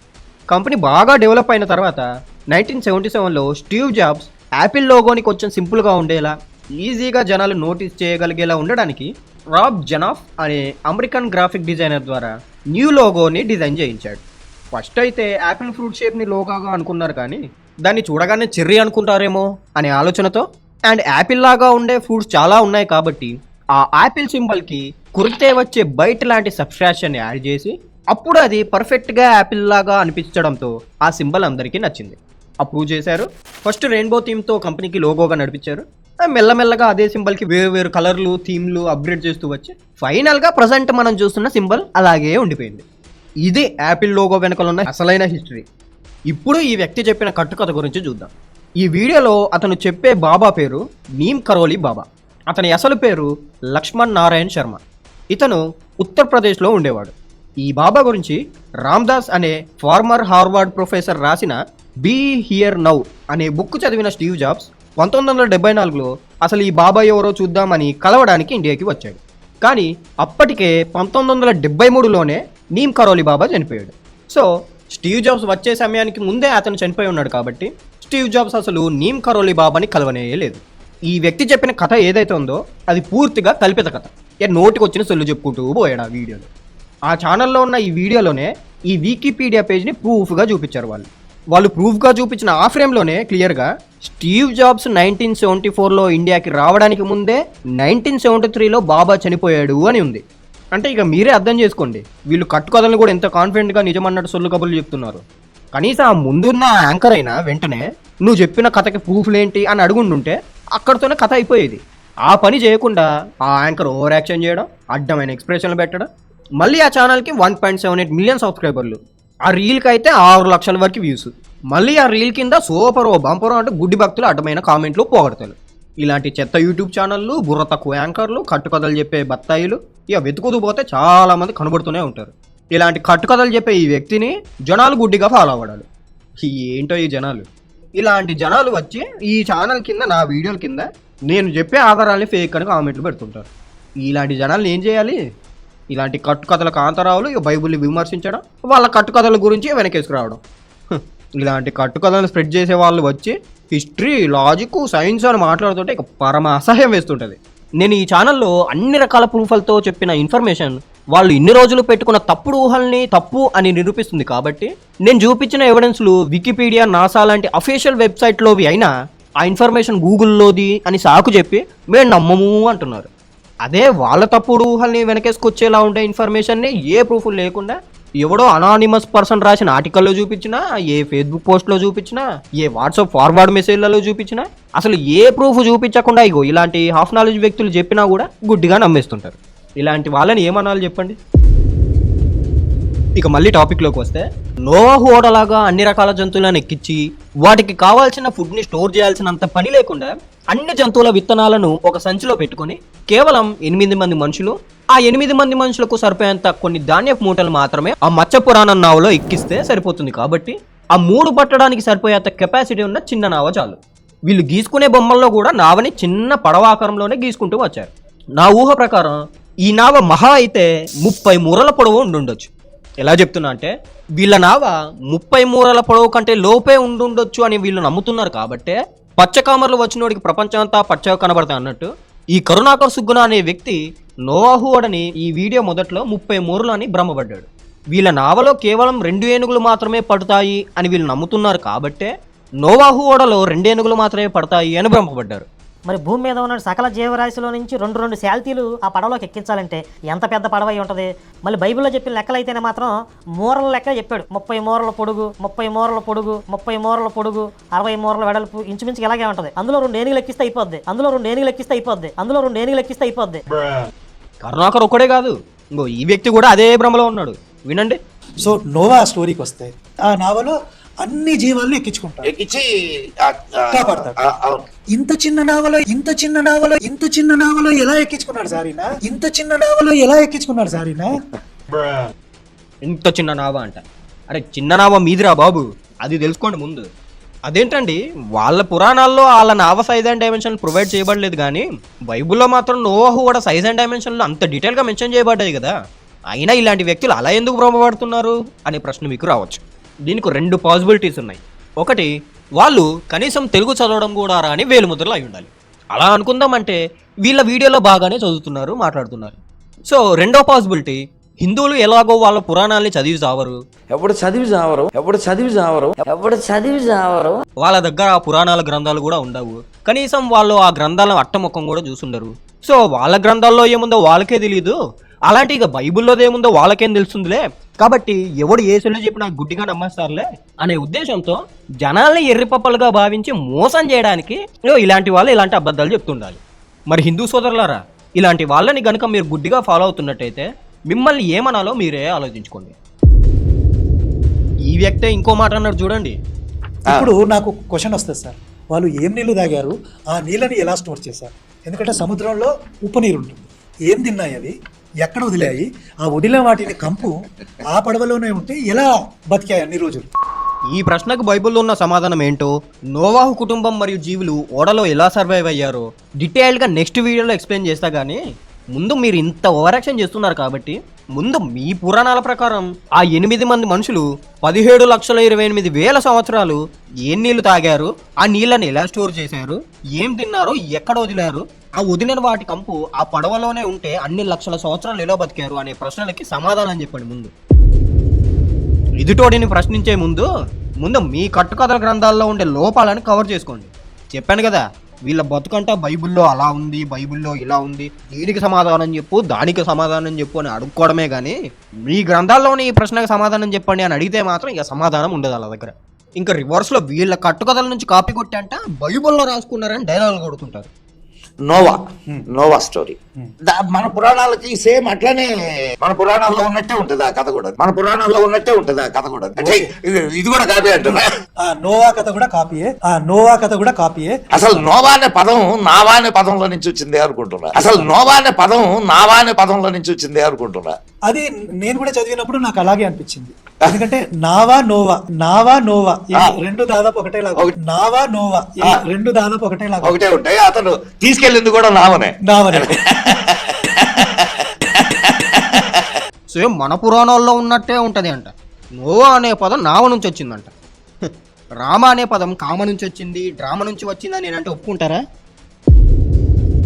నావా నోవా రెండు దాదాపు ఒకేలా ఉంటాయి కాబట్టి మీ కట్టుకథల స్టోరీలో ఉన్న నావ పేరుని కాపీ కొట్టి నోవాహు పెట్టారు అని మీరు అన్నట్టే రామ, కామ, డ్రామా 3 దాదాపు ఒకేలా ఉంటాయి కాబట్టి ఎవరో ఒక కామాంధుల్ని చూసి ఆ పేరుని రాముడికి పెట్టారు అని నేను కూడా అంటా. మరి యేసు అనే పేరుని వేరే విధంగా పలికే బత్తాయిలు దీనికి సమాధానం చెప్పాలి. ఎరా చెప్పాలి, నోటికొచ్చినట్టు వాగడం కాదు. అసలు బైబిల్లోని నోవాహు ఓడకి వాళ్ళ కట్టుకథల్లోని మనువు ఓడకి మధ్య జలప్రలయం రావడానికి కారణం ఏమైనా మ్యాచ్ అయిందా? లేదు. ఓడ ఎలా నిర్మించబడిందో మ్యాచ్ అయిందా? లేదు. సైజ్ అండ్ డైమెన్షన్లు మ్యాచ్ అయ్యాయా? లేదు. బైబిల్లో డీటెయిల్స్ అన్నీ ప్రొవైడ్ చేయబడినట్టు మత్స్యపురాణ కథలో డీటెయిల్స్ ఒక్కటైనా ప్రొవైడ్ చేయబడ్డాయా? లేదు. లోపలికి మనుషులు ఎవరెవరు ప్రవేశించారో, ఎంతమంది ప్రవేశించారో కౌంట్ మ్యాచ్ అయిందా? లేదు. లోపల జంతువుల్ని, జీవుల్ని ఎలా స్టోర్ చేశారో ప్రాసెస్ మ్యాచ్ అయిందా? లేదు. నోవాహు చరిత్రలో ఉన్న సైన్స్ అండ్ లాజిక్లు కనీసమైన మత్స్యపురాణ కథలో ఉన్నాయా? లేదు. నోవాహు చరిత్రకి సంబంధించి ఆధారాలు దొరికినట్టు మత్స్యపురాణ కథకు సంబంధించి ఒక్క ఆధారమే దొరికిందా? లేదు. మరి ఏంటి ఒకేలా ఉంటే ఏం మ్యాచ్ అయిందని? ఒకవేళ వీళ్ళ కట్టుకథల పురాణాల్లో ఉండే వాటి గురించి ఏమైనా ఆధారాలు ఉన్నాయా అని అడిగితే వీళ్ళు చెప్పే సమాధానం ఏంటో తెలుసా? ఏం ఆధారాలు లేకపోవడమే ఆధారాలు అని చెప్తుంటారు. ఏంటి నమ్మరా? చూడండి. నా పరిభాష ప్రకారం ఏ ఆధారము లేకపోవడమే ఆధారం. అది ఎంతో ప్రాచీనమైనది అని చెప్పడానికి. అంత ప్రాచీనం కాబట్టి ఆధారం లేదు. లక్షల సంవత్సరాలు మీకు లక్షల ఏళ్ల ప్రాచీనమైనది కాబట్టి ఆధారం. అలా అయితే ఈ భూమి మీద కోట్ల సంవత్సరాల క్రితం జరిగిందని చెప్పుకునే కట్టుకథలు రకరకాల మతాల్లో చాలా ఉన్నాయి. వీళ్ళు చెప్పుకునే కవరింగ్ లాజిక్ల ప్రకారం అయితే ఇక మరి ఆ కట్టుకథలను కూడా నిజమనే నమ్మాలి. మరి అంతేనా? అలా అయితే నేను కూడా ఇప్పుడు కూడా ఇందాక చెప్పాను కదా, నేను కూడా ఒక పుస్తకం రాసేసి అది కోట్ల సంవత్సరాల క్రితం నాటిది అంటానే. అలా నేను రాసిన ఆ గ్రంథాల్లో ఉన్న కథ కూడా కోట్ల సంవత్సరాల క్రితం నాటిది, అది నిజంగా జరిగింది, కోట్ల సంవత్సరాల క్రితం నాటిది కాబట్టి ఆధారాలు లేవు, ఆధారాలు లేకపోవడమే ఆధారం అని నేను కూడా చెప్తాను. మరి నేను రాసిన కథలన్నీ నిజమైపోతాయా? కావు కదా. ఇలాంటి కట్టుకథలో ఉండే పిల్లనావని చరిత్రలో నిజంగా ఉన్న భారీ కెపాసిటీతో కలిగిన నోవాహు ఓడతో ఇలాంటి హాఫ్ నాలెడ్జ్ వ్యక్తులు కంపేర్ చేస్తూ ఉంటే ఇక నవ్వురాకి ఇంకేం వస్తుంది? ఇక మళ్ళీ టాపిక్లోకి వస్తే, పురాణాల ప్రకారం జలప్రలయం ఎన్ని రోజులు ఉందంటే గ్రంథాల్లో ఉన్న దాని ప్రకారం మన్వంతరాల మధ్యలో వచ్చే సంధ్యాప్రలయం అనుకుంటే 17,28,000 సంవత్సరాలు. ఒకవేళ చాగంటి గారు చెప్పిన కల్పాంతంలో వచ్చే నైమితిక ప్రళయం అనుకుంటే 17,28,000 సంవత్సరాలు ప్లస్ బ్రహ్మకి తెల్లారేంత వరకు ఉండే ఒక కల్పం మొత్తం అంటే కోట్ల సంవత్సరాలు. ఈ రెండు కలిపితే వచ్చే కౌంట్ 1,17,28,000 సంవత్సరాలు. ఇదెక్కడ జలప్రలయం రా బాబు? ఆ 8 మంది ఎక్కిన చిన్న నావలో వాళ్ళు పెట్టుకున్న ఆ కొన్ని దానపు మూటలు అన్ని లక్షల కోట్ల సంవత్సరాలు తినడానికి సరిపోతాయా? ఒకవేళ అది నోవాహు ఓడంత పెద్ద నావ అని ఊహించుకొని ఆ నావ నిండా ధాన్యపు మూటలన్నీ నింపేసినా కూడా అసలు అన్ని కోట్ల లక్షల సంవత్సరాలు ఆ మనుషులు బతుకుంటారా? ఒకళ్ళు బతుకున్నారు అనుకున్నా కూడా అన్ని లక్షల సంవత్సరాలు ఆ ధాన్యం పాడవకుండా ఉంటాయా? అసలు రాసుకున్నదే కట్టు కదా, కనీసం రాసేటప్పుడైనా కొంచెమైనా బ్రెయిన్ ఉపయోగించాలి కదా. అసలు ఈ కట్టుకథ రాసిన వాడికి తలకాయలో బ్రెయిన్ ఉన్నట్ట లేనట్ట? ఇలాంటి బుర్ర తక్కువ కట్టుకథనంటే కాపీ చేసి బైబిల్లో రాసుకున్నారని ఈ కొంతమంది కోడి బుర్రగాలు కామెంట్లు పెడుతూ ఉంటారు. ఇలాంటి వాళ్ళని ఏమనాలి? మళ్ళీ నేను డిబేట్ చేస్తా అని కామెడీ కామెంట్లు పెడుతుంటారు. దీన్ని కవర్ చేసుకోవడానికి చాగంటి గారు కథని ఎలా మార్చిపడేశారో చూడండి. Flash back. ఇవాల్టి రాత్రి నుంచి 7వ నాటి రాత్రి దాటిన తర్వాత వాన మొదలవుతుంది. ఆ వాన ఇక ఎడతెరిపి ఉండదు. A few moments later. 7వ రాత్రి పూర్తయిపోతుంది. రేపు ఉదయం 8వ రోజు. రేపు ఉదయానికి బ్రహ్మగారు మళ్ళీ నిద్రలేస్తాడు. ఎందుకంటే ఆయనకి రాత్రి పూర్తయిపోతుంది. ఇంత ప్రళయం జరిగిన తర్వాత లేస్తాడు. కాబట్టి బ్రహ్మగారు నిద్రలేచిన తర్వాత మళ్ళీ సృష్టి ప్రారంభం అవుతుంది. ఈ సముద్ర జలాలన్నీ భూమి మించి వెనక్కి వస్తాయి. మళ్ళీ భూమి ప్రారంభమవుతుంది. బ్రహ్మ నిద్రలేసేది బ్రహ్మ టైం లైన్లోని నెక్స్ట్ కల్పంలో అయితే భూమి మీద ఉండే రోజుల్లో 8వ రోజు అని ఇలా కథ మార్చి చెప్పి కవరింగ్లు చేస్తున్నాడు. నేను ముందే చెప్పాను కదా, వాళ్ళ గ్రంథాల్లో ఉండే టైమ్ లైన్ క్యాల్కులేషన్ గురించి కానీ చెప్తే భయపడిపోతారని. ఇక దానికి ఇది కూడా ఒక ఎగ్జాంపుల్. పురాణాల టైం లైన్ ప్రకారం ఆ 8 మంది నావలో 17,28,000 సంవత్సరాలు లేదా 1,17,28,000 సంవత్సరాలు ఉన్నారు అని చెప్తే అది కట్టు కదా అని బండారం బయటపడిపోతుందని భయంతో ఇష్టం వచ్చినట్టు కథను మార్చుకుంటూ చెప్పుకుంటూ పోవడమే వీళ్ళ పని. మళ్ళీ సనాతన ధర్మాలను బిల్డప్ ఒకటి. జనాలు ఎలాగో ఆ గ్రంథాలు చదివి ఉండరు కాబట్టి ఈ ధర్మరక్షకులు అని చెప్పు తిరిగే వాళ్ళందరూ ఈ కల్పిత మాటల్ని గుడ్డిగా నమ్మేసి వాళ్ళకి దండం పెట్టడమే ఇక జనాలకు అలవాటైపోయింది. ఇక్కడతో కూడా కథ అయిపోయింది అనుకోకండి. ఇంకా చాలా ఉంది చూడండి. కథ ముందుకు నడవడానికి ఆ 8 మంది అన్ని లక్షల కోట్ల సంవత్సరాలు ఎలాగలో బతికే ఉన్నారులే, ఆ ధాన్యములు కూడా పాడవకుండా అన్ని లక్షల కోట్ల సంవత్సరాలు పాడవకుండా బాగానే ఉందిలే అనుకున్నా కూడా వాళ్ళు అన్ని లక్షల కోట్ల సంవత్సరాలు ఆ కటిక చీకట్లో ఎలా ఉన్నారు అని చూస్తే నావలోకి ఎక్కిన 7 ఋషుల బాడీల నుంచి అంట వింత కాంతులు వస్తాయంట. ఆ కాంతులతో సముద్రం కనబడుతుందంట. అంటే ఆ ఋషుల బాడీలో టార్చ్ లైట్లు అన్నట్టు. అలాగే జాగ్రత్తగా కటిక చీకట్లో ఈ ఓడ ఎటు వెడుతోందో తెలియాలంటే ఒక్కటే ఆధారం. నీ ఓడలో కూర్చున్న సప్తర్షుల శరీరముల నుండి వింత కాంతులు పైకొస్తాయి. ఆ కాంతిలో నీకు కనపడుతుంది ఆ చీకట్లో సముద్రం. ఇదెక్కడ సైన్స్ రా బాబు?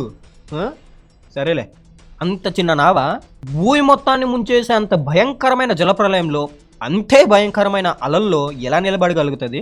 అంత భారీ అలల తాకిడిని తట్టుకొని మునిగిపోకుండా ఎలా ఉండగలుగుతుంది అని అంటారా?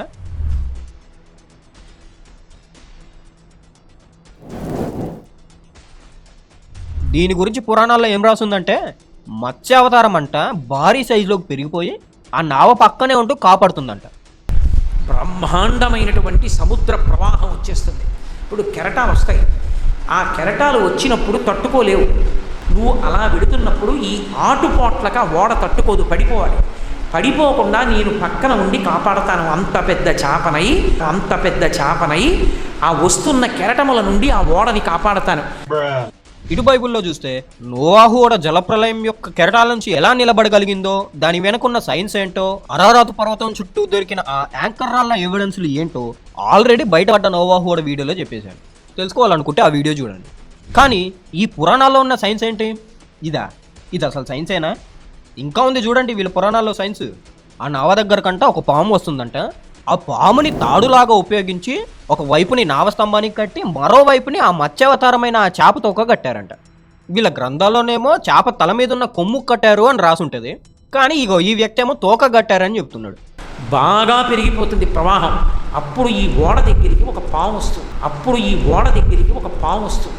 ఆ పాముని ఈ ఓడకి ఉన్నటువంటి ఒకవైపు స్తంభానికి కట్టి రెండవ వైపు తీసుకొచ్చి నా తోకకేసి కట్టు. ఈ ఓడ పడిపోకుండా నేను తీసుకెళ్ళి నిన్ను రక్షించి ఏం చేస్తానో నువ్వు చూస్తూ మరి.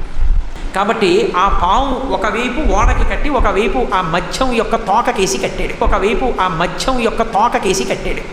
ఇప్పుడు ఆ సముద్ర జలాల్లో ప్రళయ జలాలలో తీసుకెళ్ళి సప్తర్షుల్ని సత్యవ్రతుడిని తీసుకెళ్ళి నిలబెట్టాడు. ఆ ఓడ ఊగిపోకుండా అలాగే నిలబడింది. ఇలా కథలు మారుస్తూ ఉంటే ఎలా అండి? మీరు అధర్మరక్షకులు. కథ ముందుకు నడవడానికి ఇది కూడా పాపం పోనీలే అని వదిలేద్దాం. ఇంతకీ ఆ భారీ పెరిగిన చేప సైజ్ ఏంటో తెలుసా? చూడండి. శ్రీ మహావిష్ణువు చెప్పినట్టే బ్రహ్మాండమైనటువంటి ప్రవాహం, ఓహో ఒడుదుడుకులు, పెద్ద కెరటాలు వచ్చేస్తున్నాయి. ఎక్కడి నుంచి వచ్చాడో మహానుభావుడు పెద్ద మధ్యమూర్తి అయి వచ్చాడు. అన్ని సముద్రాలు కలిసిపోయాయిగా, భూమండలం అంతా ఏకమైపోయింది, నీటికయ్యగా మారిపోయింది. కొన్ని లక్షల యోజనముల పొడవు కలిగినటువంటి మత్స్యమూర్తి అయి లక్షల యోజనముల పొడవు కలిగినటువంటి మత్స్యమూర్తి అయి చేప ఎలా ఎగురుతుందో అలా ఒక్కొక్కసారి నీటిలోంచి ఆకాశంలోకి ఎగురుతూ, ఒక్కొక్కసారి పెద్ద కెరటాలు వచ్చినప్పుడు అడ్డొచ్చి వెనక్కి తోస్తూ, ఈ ఓడని పడగొట్టడానికి జలచరాలు వస్తే వాటిని తింటూ, ఈ ఓడ ఊగిపోతున్నప్పుడు తన శరీరంతో మళ్ళీ కుదిపి దాన్ని నిలబెడుతూ వెడుతున్నాడు. పెద్ద మత్స్యమూర్తి అయి వచ్చాడు. లక్షల యోజనముల పొడవు కలిగినటువంటి మత్స్యమూర్తి అయి ఎంతంట? కొన్ని లక్షల యోజనాలు పొడవంట. 1 లక్ష కూడా కాదు, కొన్ని లక్షలంట. మనం లెక్కేయడానికి రౌండ్ ఫిగర్గా 1 లక్ష మాత్రమే, 1 లక్ష యోజనాలు మాత్రమే అనుకుందాం. విష్ణు పురాణం లెక్కల ప్రకారం ఒక యోజనం అంటే 12.2 కిలోమీటర్లు. ఇక రౌండ్ ఫిగర్గా 12 కిలోమీటర్లు అనుకుందాం. అంటే ఆ చాప పొడవు మొత్తం 12 లక్షల కిలోమీటర్లు. ఒరే బాబు, భూమి మొత్తం డయామీటరే రౌండ్ ఫిగర్గా 12,700 కిలోమీటర్లు రా నాయన. భూమి మీద కేవలం నార్త్ పోల్ నుంచి సౌత్ పోల్ వరకు పెరిగినా కూడా 12,700 కిలోమీటర్ల పొడవు పెరిగేసరికి భూమి మీద ఒక వైపు మొత్తం నిండిపోతుంది. అలా కాకుండా మన నోకియా ఫోన్లో ఉండే స్నేక్ గేమ్ ఉంటుంది కదా, అలా చాపతల భూమి చుట్టూ తిరిగేసి మళ్ళీ తోక దగ్గరకు వచ్చినా కూడా 25,400 కిలోమీటర్ల పొడవు పెరిగేసరికే భూమి మొత్తం నిండిపోతుంది. అలాంటిదిగో కొన్ని లక్షల యోజనాలు అని చెప్పుకొచ్చున్నాడు బాబు. లక్షల యోజనముల పొడవు కలిగినటువంటి మత్స్యమూర్తి అయి పెద్ద మత్స్యమూర్తి అయి వచ్చాడు. ఆ చాప పొడవే అన్ని లక్షల యోజనాలు ఉంది అంటే వెడల్పు ఎన్ని వేల యోజనాలు ఉండుంటుంది? అన్ని వేల కిలోమీటర్ల వెడల్పున్న చాప తోకకి కేవలం 6-7 అడుగుల ఎత్తున్న ఒక మనిషి ఒక పాముని తాడులాగా కట్టాడంట. ఎలా కట్టగలుగుతాడు? ఎన్ని ఎన్ని ఎన్ని ఎన్ని ఎన్ని బొక్కలున్నాయిరా నాయన మీ కట్టుకథల పురాణాల్లో. నోటికి ఎంత వస్తే అంత చెప్పేయడమే. లక్షలే. మళ్ళీ కరుణాకర్ అనేవాడు వచ్చి బైబిల్ గురించి ఏం మాట్లాడుతున్నాడో చూడండి. అటు బైబిల్లో రాసిన వాళ్ళకి చాలా తక్కువ నాలెడ్జ్ ఉంది. వాళ్ళకున్నట్టు నాలెడ్జ్లో నుంచి ఒక కల్పిత కథ సృష్టించారు అన్నట్లుగా రాసుకున్నారు కథ వాళ్ళు. అనే జ్ఞానం కానీ అనే స్పృహ కానీ వాళ్ళకి లేదు. అంటే వాళ్ళకి కళ్ళ ముందు ఉన్నటువంటి ప్రపంచం గురించే చాలా తక్కువ తెలుసు వాళ్ళకి. అంటే వాళ్ళకి కళ్ళ ముందు ఉన్నటువంటి ప్రపంచం గురించే చాలా తక్కువ తెలుసు వాళ్ళకి. ఇప్పుడు మీరే చెప్పండి, ఎవరికి కళ్ళ ముందున్న ప్రపంచం గురించి తక్కువ తెలుసు? ఎవరికి జ్ఞానం లేదు, ఎవరికి స్పృహ లేదు, ఎవరు కట్టుకథ రాసుకున్నారు, ఏ గ్రంథం రాసిన వాళ్ళకి తక్కువ నాలెడ్జ్ ఉంది, ఎవరు కల్పిత కథ సృష్టించుకున్నారు? ఒరే బాబు, ముందు మీ గ్రంథాలు ఉన్న లెక్కల బొక్కలు చూసుకోరా. ఇలాంటి కట్టుకథల్ని మీరు గుడ్డిగా నమ్మడమే కాకుండా మళ్ళీ జనాల్ని నమ్మమని చెప్పడం. మిమ్మల్ని అని ఏం లాభంలే. యథా రాజా తథా ప్రజ అన్నట్టు యథా ధర్మ తథా ప్రజ. ధర్మ ఎంత గుడ్డిదైతే ప్రజలు కూడా అంత గుడితనంలోనే బతుకుతుంటారు. అయినా కేవలం 8 మంది మాత్రమే ఎక్కిన అంత చిన్న నావను అలల నుంచి కాపాడడానికి అంత పెద్ద చాప ఎందుకురా బుజ్జా? బైబిల్ ప్రకారం జలప్రలయం ముగిసిన తర్వాత నోవాహు ఓడలోకి ఎక్కడం ద్వారా కాపాడబడ్డ ఆ ఒక్క నోవాహు కుటుంబం నుంచి భూమి మీద ఉన్న అన్ని రకాల మానవ జాతులు ఎలా వస్తారు అని అడిగే హిందూ సోదరులు, ముందు మీ పురాణాల్లో ఉన్న ఈ ప్రశ్నకు సమాధానం చెప్పండి. నావలోకి ఎక్కిన 8 మంది మగవాళ్ళ నుంచి జలప్రలయం ముగిసిన తర్వాత భూమి మీద ఫ్యూచర్ జనరేషన్స్ ఎలా వచ్చాయి, మానవ జాతి ఎలా విస్తరించింది? దీనికి సమాధానం చెప్పండి. కొంపదీసి మగవాళ్ళు కలిసి పిల్లల్ని పుట్టించారంటారా ఏంటి? ఎలాగో మీ పురాణాల్లో మగ కలిసి ఒక పిల్లని పుట్టించిన కథ ఉంది కదా, దాన్ని ఎగ్జాంపుల్గా తీసుకొని ఇక్కడ కూడా అదే జరిగిందని చెప్పేస్తారా ఏంటి? అంత సాహసం మాత్రం చేయకండి అయ్యా. మీ కథల్లో ఇంకా వేరే కథ రాసుందిలే. నావలోకి స్త్రీ ఎక్కకుండా జలప్రలయం ముగిసిన తర్వాత భూమి మీద జనాభా ఎలా మళ్ళీ విస్తరించింది అని మీ కట్టుకథలో రాసి పెట్టుకున్నారో మరో వీడియోలో డీటెయిల్గా ఎక్స్ప్లెయిన్ చేస్తా కానీ అప్పటి వరకు ఆగండి. ఒకడైతే డైనోసార్లని నోవాహు ఓడలోకి ఎందుకు ఎక్కించలేదు, మీ గొర్రె దేవుడు మర్చిపోయాడు అని కామెంట్ పెట్టాడు. డైనోసార్లపై ప్రేమ పుట్టుకొచ్చేసింది వీడికి. ఒరే బాబు, మీ కట్టుకథల మత్స్యపురాణంలో నావలోకి అసలు స్త్రీనే ఎక్కించడం మర్చిపోయాడు రా బాబు మీ చేపదేవుడు. అది చూసుకో ముందు. ఇలాంటి సొల్లు కట్టుకథ నుంచి అంటే బైబుల్ రాసిన వాళ్ళు కాపీ కొట్టి నోవా జలప్రలయం అని రాసుకున్నారని వీళ్ళు మాట్లాడుతుంటారు. ఒరే బాబు, ఇలాంటి సొల్లు కట్టుకథని ఏ బుర్రన్నోడు ఎవ్వరు నమ్మడు. ఇంకా కాపీ కొట్టడం కూడానా? ఇప్పటికైనా బైబిల్ పైన ఏదైనా విమర్శ చేసే ముందు అసలు మీ గ్రంథాల్లో ఎంత చెత్త ఉందో ఆలోచించుకోండి. బైబిల్ ప్రశ్నించే ముందు మీ గ్రంథాల్లో ఉన్న వాటికి ప్రశ్నించుకోండి. వీళ్ళ బతుకంతా బైబిల్లో అలా ఉంది, బైబిల్లో ఇలా ఉంది, ఆ ప్రశ్నకు సమాధానం చెప్పు, ఈ ప్రశ్నకు సమాధానం చెప్పు అని అడుక్కుంటూనే ఉంటారు. నేను ఛానల్ పెట్టిందే ఇలాంటి ప్రశ్నలకు సమాధానం చెప్పడానికి రా బాబు. నేను చెప్పింది తప్పు అంటున్నారు కాబట్టి, మీ గ్రంథాల్లో ఉన్నది కరెక్ట్ అంటున్నారు కాబట్టి, ముందు మీ గ్రంథాల్లో ఉన్న ఇగో ఈ ప్రశ్నకు సమాధానం చెప్పండి అని ఎన్నిసార్లు అడిగినా సమాధానం మాత్రం చెప్పారు. అసలు భూమి మొత్తాన్ని ముంచేసిన జలప్రళయం గురించి ప్రస్తావించబడ్డ అన్ని గ్రంథాల్లో ఏ గ్రంథం ముందు రాయబడింది, ఏ గ్రంథంలో ఒరిజినల్గా జరిగింది రాయబడింది, ఏ గ్రంథంలో ఒరిజినల్గా జరిగిన చరిత్రని కాపీ కొట్టి కల్పించుకొని కట్టుకథ రాసుకున్నారు, ఇలాంటి విషయాల గురించి మరో వీడియోలో డీటెయిల్గా వివరిస్తాను. ఆగండి అప్పుడు బట్టి. ఇదండి వీళ్ళ కట్టుకథల పురాణాల్లో ఉన్న కట్టుకథ. ఇప్పుడైతే చివరిగా వీడియో మొదట్లో మొదలుపెట్టిన టాపిక్, అసలు ఈ ప్రపంచంలో ఎన్ని రకాల జంతు జాతులు ఉన్నాయి, 22,61,790 క్యూబిక్ అడుగుల వాల్యూమ్ కలిగిన ఆ భారీ నోవా ఓడలోకి బైబిల్ ప్రకారం ఎన్ని రకాల జంతు జాతులు ఓడలోకి ప్రవేశించాయి అనే ప్రశ్నలకి సమాధానంతో ఈ వీడియోని ముగిద్దాం. సో అసలు ఈ ప్రపంచంలో ఎన్ని రకాల జంతు జాతులు ఉన్నాయో ఒకసారి చూద్దాం. International union for conservation of nature IUCN ప్రకారం ఇప్పటి వరకు భూమిపైన కనుగొనబడ్డ క్యాటలాగ్లో నమోదు చేయబడ్డ జీవులు 2.16 మిలియన్ స్పీసీస్. ఈ 2.16 మిలియన్ స్పీసీస్లో చీమలు, దోమలు, ఈగలు, బొద్దింకల్లాగా చిన్నగా ఉండే కీటకాలు 1.05 మిలియన్ స్పీసీస్, సాలిపురుగు, తేలులాగా 8 కాళ్ళతో చిన్నగా ఉండే అరాక్నిడ్లు 95,966 స్పీసీస్, పీతలు, రొయ్యలు, ఎండ్రకాయల్లాగా అరచేతిలో పట్టేంత చిన్నగా ఉండే క్రస్టేషన్లు 90,820 స్పీసీస్, నత్తలు, గుల్లలు, ఆక్టోపస్ల లాగా నీటిలో నివసించే మొలస్కులు 87,254 స్పీసీస్, నీటిలో మాత్రమే బతకగలిగే చేపలు 36,953 స్పీసీస్, పాములు, తాబేళ్లు, మొసళ్ళు, బల్లులాగా చాలా వరకు నీటిలో కూడా బతకగలిగే సరీసృపాలు 12,263 స్పీసీస్, గాల్లో ఎగిరే పక్షులు 11,195 స్పీసీస్, ఇక కప్పలు, సాలమండర్లు లాగా అరచేతిలో పట్టేంత చిన్నగా ఉండే ఉభయచరాలు 8,776 స్పీసీస్, సముద్రపు అడుగు భాగంలో శాశ్వతంగా ఉండిపోయే మొక్కల్లాంటి జీవులు పగడాలు 5,641 స్పీసీస్, ఇక చివరగా మనకు కావాల్సిన మెయిన్ ప్రాణులు మ్యామ్మల్స్ 6,736 స్పీసీస్. వీటిలో నుంచి నీటిలో బతకగలిగే చేపల్ని, పగడాల్ని, మొలస్కులని, క్రస్టేషన్లని ఓడలోకి ఎక్కించాల్సిన అవసరం లేదు కాబట్టి వాటిని లిస్టులో నుంచి తీసేద్దాం. చిన్న ఆకారంలో ఉండడం వల్ల ఓడలోకి ప్రవేశించిన అసలు పెద్దగా స్పేసే ఆకుపై చేయని ఉభయచరాలని, అరాక్నిడ్లని మనం పెద్దగా పట్టించుకోవాల్సిన అవసరమే లేదు కాబట్టి అవి పెద్ద సమస్యే కాదు. ఇక పట్టించుకోవాల్సిన మెయిన్ స్పీసీస్ పక్షులు, క్షీరదాలు, సరీసృపాలు మాత్రమే. ఈ విషయమే ఆదికాండం 6వ అధ్యాయం 20వ వచనంలో మనం చూడొచ్చు. నీవు వాటిని బతికించి ఉంచుకొనుటకై వాటి జాతుల ప్రకారము పక్షులలోను, వాటి జాతుల ప్రకారము జంతువులలోను, వాటి జాతుల ప్రకారము నేలను వాటన్నిటిలోనూ ప్రతి జాతిలో 2 చొప్పున నీ యుద్ధకి అవి వచ్చును. సో ఈ 3 రకాల స్పీసీస్ని మాత్రమే నోవా ఓడలోకి ఎక్కిస్తే సరిపోతుంది. ఈ 3 రకాల స్పీసీస్లో పక్షులు, నేల మీద పాకే సరీసృపాలు ఆకారంలో అంత భారీగా ఉండవు కాబట్టి వాటిని ఓడలోకి ఎక్కించిన పెద్దగా స్పేస్ ఆక్యుపై చేయవు. ఇక మిగిలింది మనం ఆలోచించాల్సింది అందరూ అడిగే మ్యామల్స్, క్షీరదాలు. ఇవి ప్రజెంట్ 2026 నాటికి 6,759 స్పీసీస్ ఉన్నాయి. కానీ 2015 నాటికి మాత్రం 6,495 మాత్రమే ఉన్నాయి. నేను 2025 సంవత్సరంలో రీసెర్చ్ చేస్తున్న సమయానికి 6,736 మాత్రమే ఉన్నాయి. ఇలా ఎప్పటికప్పుడు సంఖ్య పెరుగుతూ పోవడానికి కారణం ఏంటంటే ఎప్పటికప్పుడు సహజంగా అడవుల్లో వేరువేరు రకాల జంతు జాతులు కలవడం ద్వారా కొత్త రకాల జాతులు పుట్టుకు వచ్చి తర్వాత మనుషుల కంట పడడం ద్వారా లిస్టులోకి నోట్ చేయబడ్డాయి. మరికొన్ని అయితే మనుషుల పర్యవేక్షణలోనే వేరువేరు రకాల జాతులకి క్రాస్ బ్రీడింగ్ చేయించడం ద్వారా పుట్టించబడి లిస్టులో నోట్ చేయబడ్డాయి. కాబట్టి ఎప్పటికప్పుడు మ్యామల్ స్పీసీస్ కౌంట్ పెరుగుతూ వచ్చింది. ప్రస్తుతం వరకు భూమి మీద కనుగొనబడ్డ మ్యామల్ స్పీసీస్ అన్నిటి పేర్లు లిస్ట్ వేసి మరీ స్క్రీన్ మీద పెడుతున్నాను. పాస్ చేసి చెక్ చేసుకోండి. లేదంటే మ్యామల్ డైవర్సిటీ డేటాబేస్ MDD అనే వెబ్సైట్లోకి వెళ్ళి డౌన్లోడ్ ద లేటెస్ట్ వర్షన్ అని సెలెక్ట్ చేస్తే మీరు క్లిక్ చేసే సమయానికి ఎన్ని జంతువులు అయితే లిస్టులో నోట్ చేయబడ్డాయో, ఎన్ని జంతువులు అయితే కనుగొనబడ్డాయో ఆ లిస్ట్ డౌన్లోడ్ అయిపోతుంది. ఆ లిస్ట్ ఓపెన్ చేసి అయినా చెక్ చేసుకోండి. విన్నారు కదా అసలు ఈ భూమి మీద ఎన్ని రకాల జంతువులు ఉన్నాయో. కానీ వీళ్ళు మాత్రం ఏమంటున్నారో ఒకసారి చూడండి. అటు బైబిల్లో ఈ సృష్టికామం రాసిన వాళ్ళకి చాలా తక్కువ నాలెడ్జ్ ఉంది. వాళ్ళకున్నట్టు నాలెడ్జ్లో నుంచి ఒక కల్పిత కథ సృష్టించారు. భూమి మీద 84 లక్షల రకాల జీవరాశులు ఉన్నాయి అనే జ్ఞానం కానీ అనే స్పృహ కానీ వాళ్ళకి లేదు.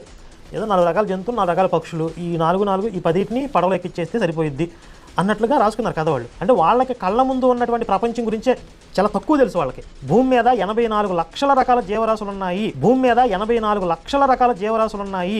అచ్చా ఈవెన్ సైన్స్ కూడా ఏం చెప్తుంది ఇప్పుడు 84 లక్షల జీవరాశులని మనం చెప్పుకుంటాం 84 లక్షల జీవరాశులని మనం చెప్పుకుంటాం సైన్స్ కూడా అంతే చెప్తుంది 7.3 ± 1.3 మిలియన్ స్పీషీస్ 7.3 ± 1.3 మిలియన్ స్పీషీస్ అది కూడా అంతే వస్తుంది 80 లక్షలు వేసుకోండి 80 లక్షల జీవరాశులలో సరే కొన్ని చేపలు ఉన్నాయి నీళ్ళు బతికే ఉన్నాయి వాటిని వదిలేద్దాం ఒక 50 లక్షలు వేసుకుందాం సార్ 50 లక్షలు వేసుకుందాం సార్ సైన్స్ చెప్తుందంట 84 లక్షల జీవరాశులు ఉన్నాయని. ఏ సైన్స్ చెప్పిందిరా?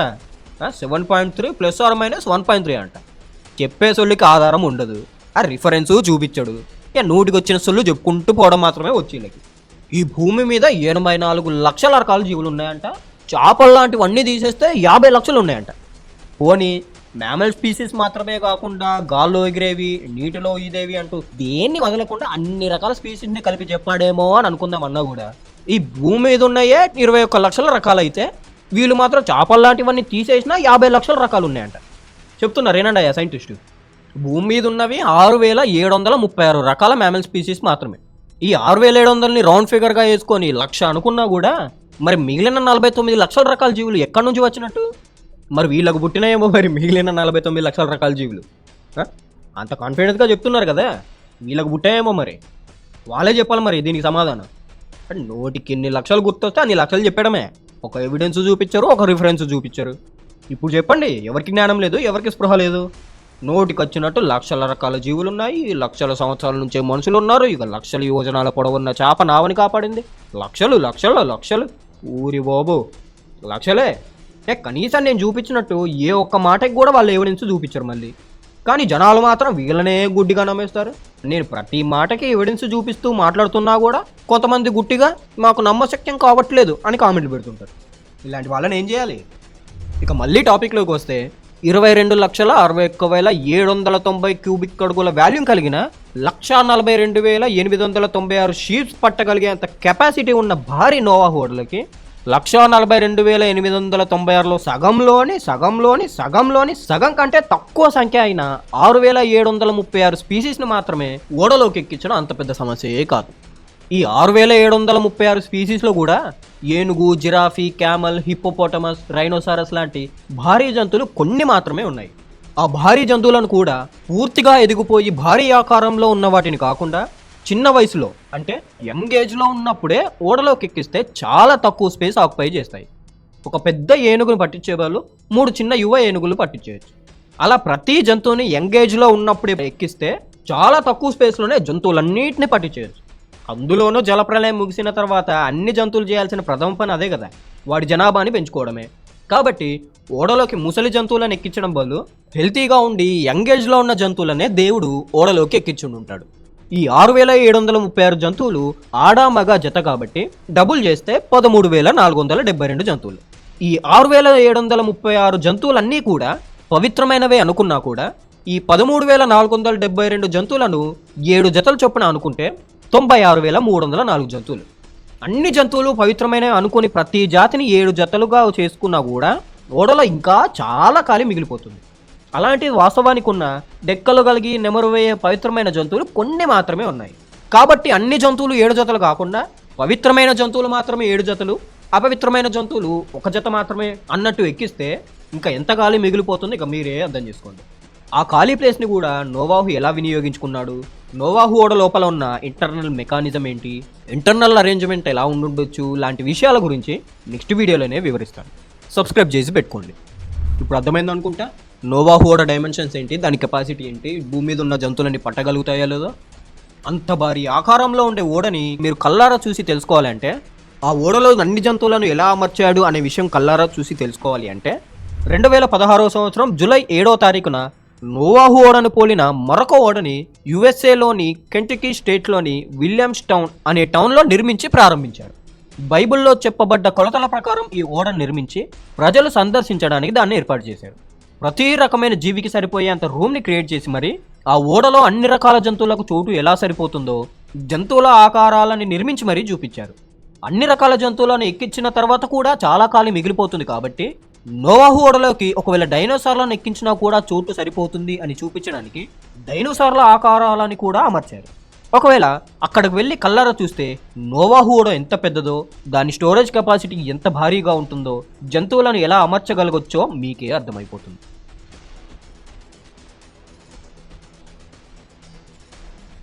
వీడియో లెంత్ పెరిగిపోతుందని ఇక్కడితో ఈ వీడియోని ఆపేస్తున్నాను. ఇప్పటికైతే జలప్రలయం, నోవాహు ఓడ, మత్స్య పురాణం మరియు ఇతర ఎన్నో రకాల విషయాలకు సంబంధించిన వివరణ మరియు ఎక్స్ప్లెనేషన్ ఇంతే. నేను ఇంతసేపు చెప్పిన ఇన్ఫర్మేషన్ అంతా మొదటిసారి విన్న వెంటనే అర్థం అవ్వడం అంత సులభమైన విషయం కాదు. కాబట్టి అర్థం కాని వారు 1-2 సార్లు అయినా ఈ వీడియోని పూర్తిగా మళ్ళీ చూసి అసలైన ట్రూత్ని తెలుసుకోండి.